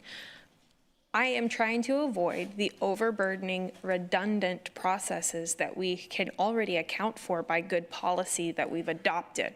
So if we're saying that health, safety, and public safety, cleanliness, as in these categories, is an exempt essential service, then understanding that it is against code in drought stage 3 level 1 restriction to continue to water your lawn, to continue to do things like exterior cleanings, then that's already carved out. We've already all said nobody gets to do that. However, if you continue to serve the public through health and safety, that's an essential service. We're not going to come and wrap your knuckles for that. My fear is what we're doing is creating this system where we're shooting them in the foot and saying you have to jump through even more hoops to do something that we just codified. I think you could look at it 2 different ways. The way that you are looking to eliminate them going through a process for the exemption, it sounds like that's what you're looking for. I think that is a way, but I think that could open the door to other businesses that aren't specifically listed in there, assuming that they fall under that same category and get an exemption, an automatic exemption. So what I'm going to do is I'm going to continue to insist that we have a specific engagement session where they can all be listed in there. Because what I don't want to do is in several weeks from now, God forbid, but if we go into a level 1, I don't ever want to get a call from one of these providers and say I was penalized for providing service. Sure. Ever. That's what I want to protect against. Right. That's understandable, and I think that's why it's important within the application for an exemption that they're listing the services that they're doing, and this is what we're applying that water to. And maybe that's why they need to have a potentially an exemption for a reduced curtailment. I don't know what that looks like, but I think just to lay a blanket statement across any business and say you're exempt, I don't know if it would achieve exactly what you're doing. I think there could be some unintended consequences, some of the unknown unknowns that we don't know about. So I think it depends on how we write it, but if this system, if we're going to try it that way, that's what I'm saying, it needs to work. And we need to do our due diligence to make sure that it works and nobody gets left out. I agree, and you can already see within a DCP that has been amended, it's been here for years, as Corpus Christi has been one of the first ones to implement it. The language in there isn't exact to this day as we're still talking about the language in there. So that's where if we think we're just going to write something very prescriptive and it's just going to automatically address the problem, I don't know if that's the case, but I do believe under the definition of essential services or essential use, saying public health, welfare, and safety, when somebody can go in and specifically put in their exemption application their needs and what they're requesting, CCW can take a good look at that and then provide an answer back to them. I want a system that works, and as you can see, my efforts have taken over a month. If this was an emergency situation and we needed to do a change and we needed to do a reparation, we may not have a month. So if we're making a system, it has to work. Sure. Thank you. I have a couple other questions. I do want to take a moment real quick and say I don't think that setting our residential level to 7,000 gallons is a reward. I think it's an acknowledgement. I think it's a placeholder for realistic use. So I just want to say it's not exactly a reward. So I want to be real clear with if we want to reward our residential users that we do that. Baseline, I'm just going to acknowledge a baseline number. That's not a reward. That's below the bar. We think it is, Councilwoman, but that's fine. We're going Thank to do you. more like the barrels we're talking about, yeah. So to Mark's question, as far as the difference between landscaping and potted plants, something that's big in my district is these vegetable/fruit gardens. Right now, under information we got last year, was individuals could hand water their gardens. No, it's a great question. It's a very real question. So I don't have to go out at midnight now and hand water my vegetables. You're telling me I can do it in the light of day. Exactly. I want to make sure that my question is that application here. Yeah, but you're talking about the level 1 emergency, Councilwoman? Yeah, so in the level 1, they're prohibited. Correct. All hand watering is prohibited. It would be, Just say. so think, Potted plants, hand watering potted. so it's potted plants, but what the DCP says landscaped areas, which has largely been considered gardens and landscaped areas. So if you have a tomato in a pot, tomato plant in a pot, you can water the tomato? Correct. Okay. I'm gonna put Under a level 1 emergency. pot, okay. So Yeah. it's gonna have no bottom. I'm just, sorry. Final point, and I'll make it real quick. I think in all these discussions, we really need to take some time with perhaps some illustrations to explain that at the end of the day, what we're trying to avoid is a loss of pressure in our water system. I think you said the threshold was under 10%. It triggers a boil notice. Yeah, actually, it's 35%. So when supply doesn't meet demand, there's an inconsistency in the available water, which means that the system pressure could fluctuate.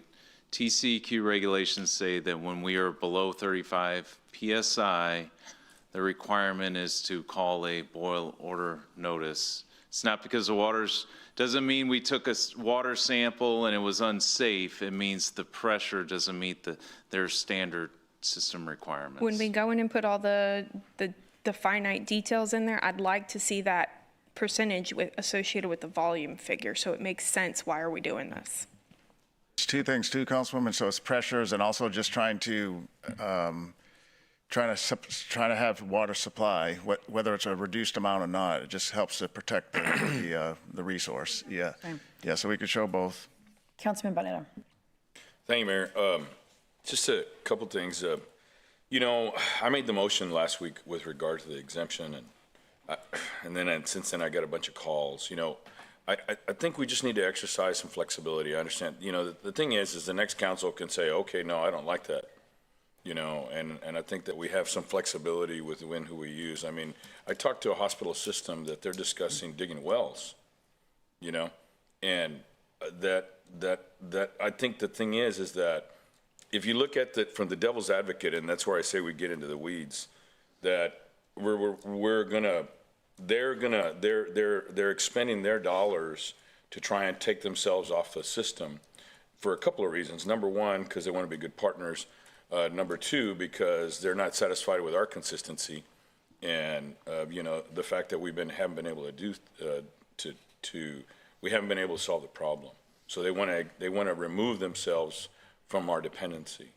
So I think we just need to be conscientious. If we're going to put together a policy, number one, it can be undone in 2 years. Number two, if somebody is taking themselves is willing to spend the capital to expend themselves, then we're going to actually penalize them, because we're going to exempt somebody else for not doing that. We just need to be conscientious of that. And I think the system that we have, where we're going on a one-on-one basis, I'll talk to you a little bit more about it later, about the conversations, because I don't want to belabor it. The other thing is that I don't think we're rewarding people for using less than 7,000 gallons. I mean, if like I said, you could say I'm exempt, or my household is exempt.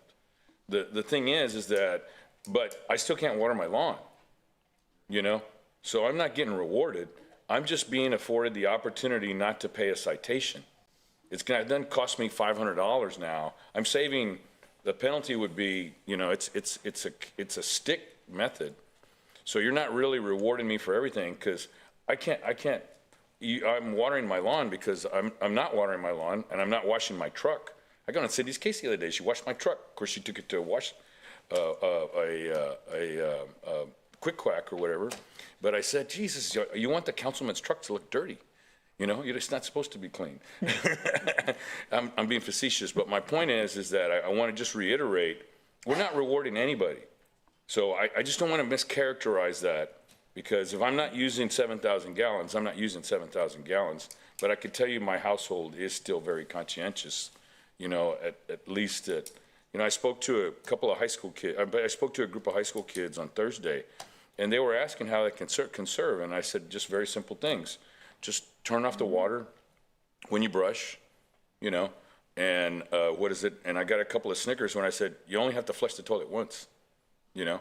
But, you know, those are some simple things that they could do that are not onerous. And believe it or not, there was a lot of high school seniors that had that had the beards, you know. And I said, if you're going to shave, you know, either use an electric razor or just once again, just use it. Anyway, I'm just giving those examples where that's just responsible behavior. So I don't want to get into the say that we're rewarding people, because I don't think we are. Anyway, my point, that's all. Okay. Thank you, Councilman. Okay, well, that concludes our question and answer. Nick, thank you to the staff, everyone that's here. Thank you all for being here. And we will look forward to the next one, April 28th, right? That's the next workshop is April 28th. Next workshop, yeah. Okay, so there being no further business, this meeting is adjourned.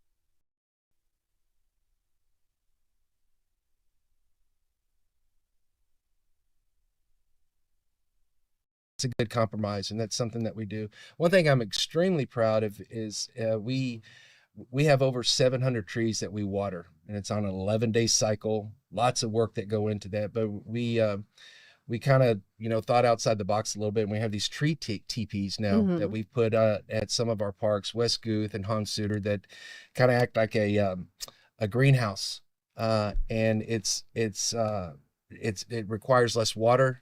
And the water that we use is the effluent water. So it's not like we're just hooking up hoses and water. We have to go get the water from the effluent.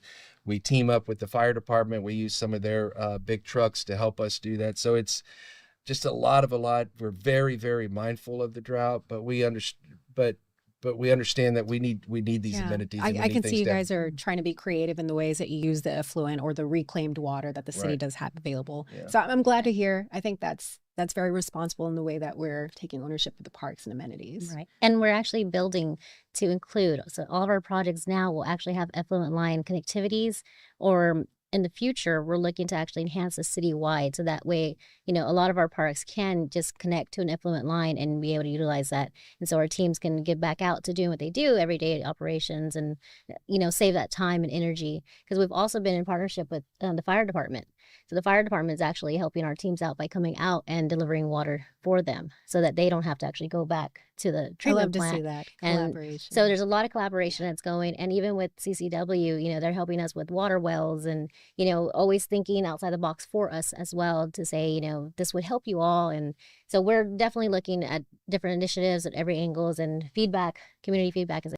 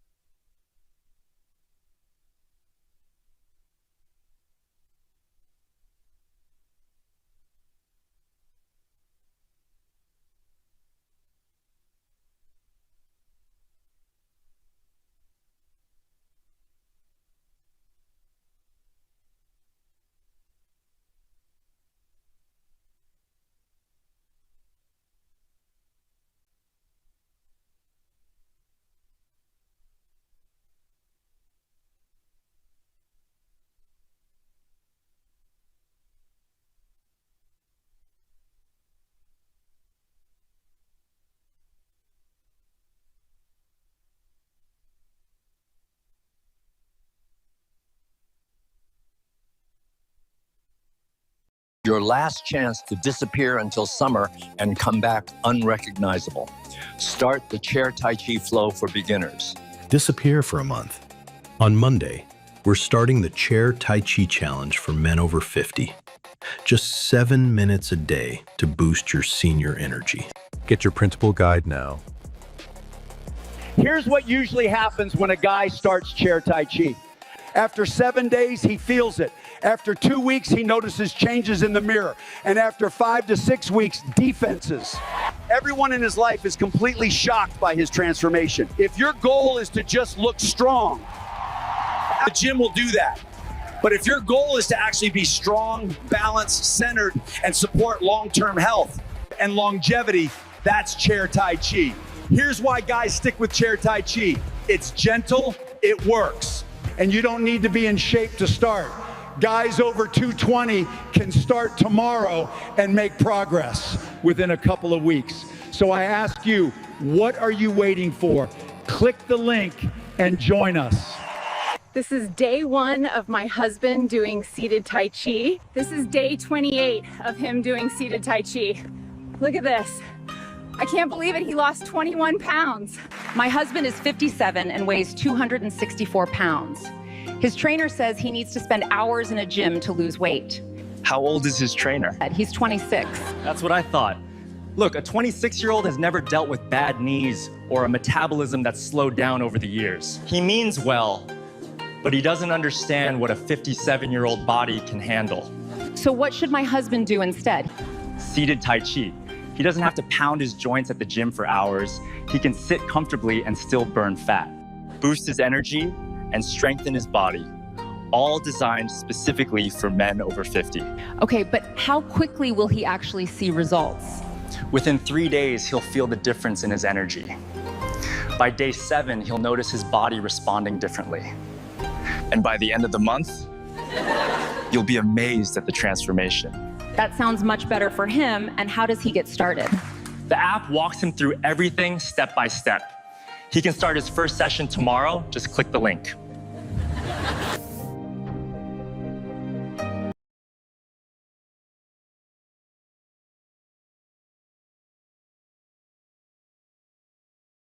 Daughter's wedding is in a month. I don't want us to look like Beauty and the Beef.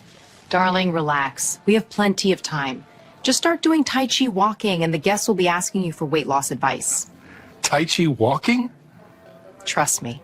My husband is 57, 264 pounds, and his young trainer tells him he needs to walk 10,000 steps a day to lose weight. How old is his trainer? He's 26. Yeah. Exactly what I thought. A 26-year-old kid trying to fix a 57-year-old body weight, that's the real problem. Your husband doesn't need advice from someone who's never felt joint pain or a slow metabolism.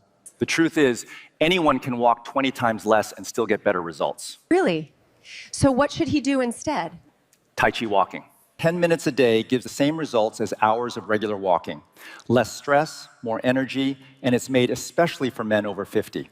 Of course, I got it. How long before he sees results with Tai Chi walking? In 3 days, he'll feel better. In 7 days, his energy will change. And in a month, you won't even recognize him. How does he start? Just click the link and start tomorrow.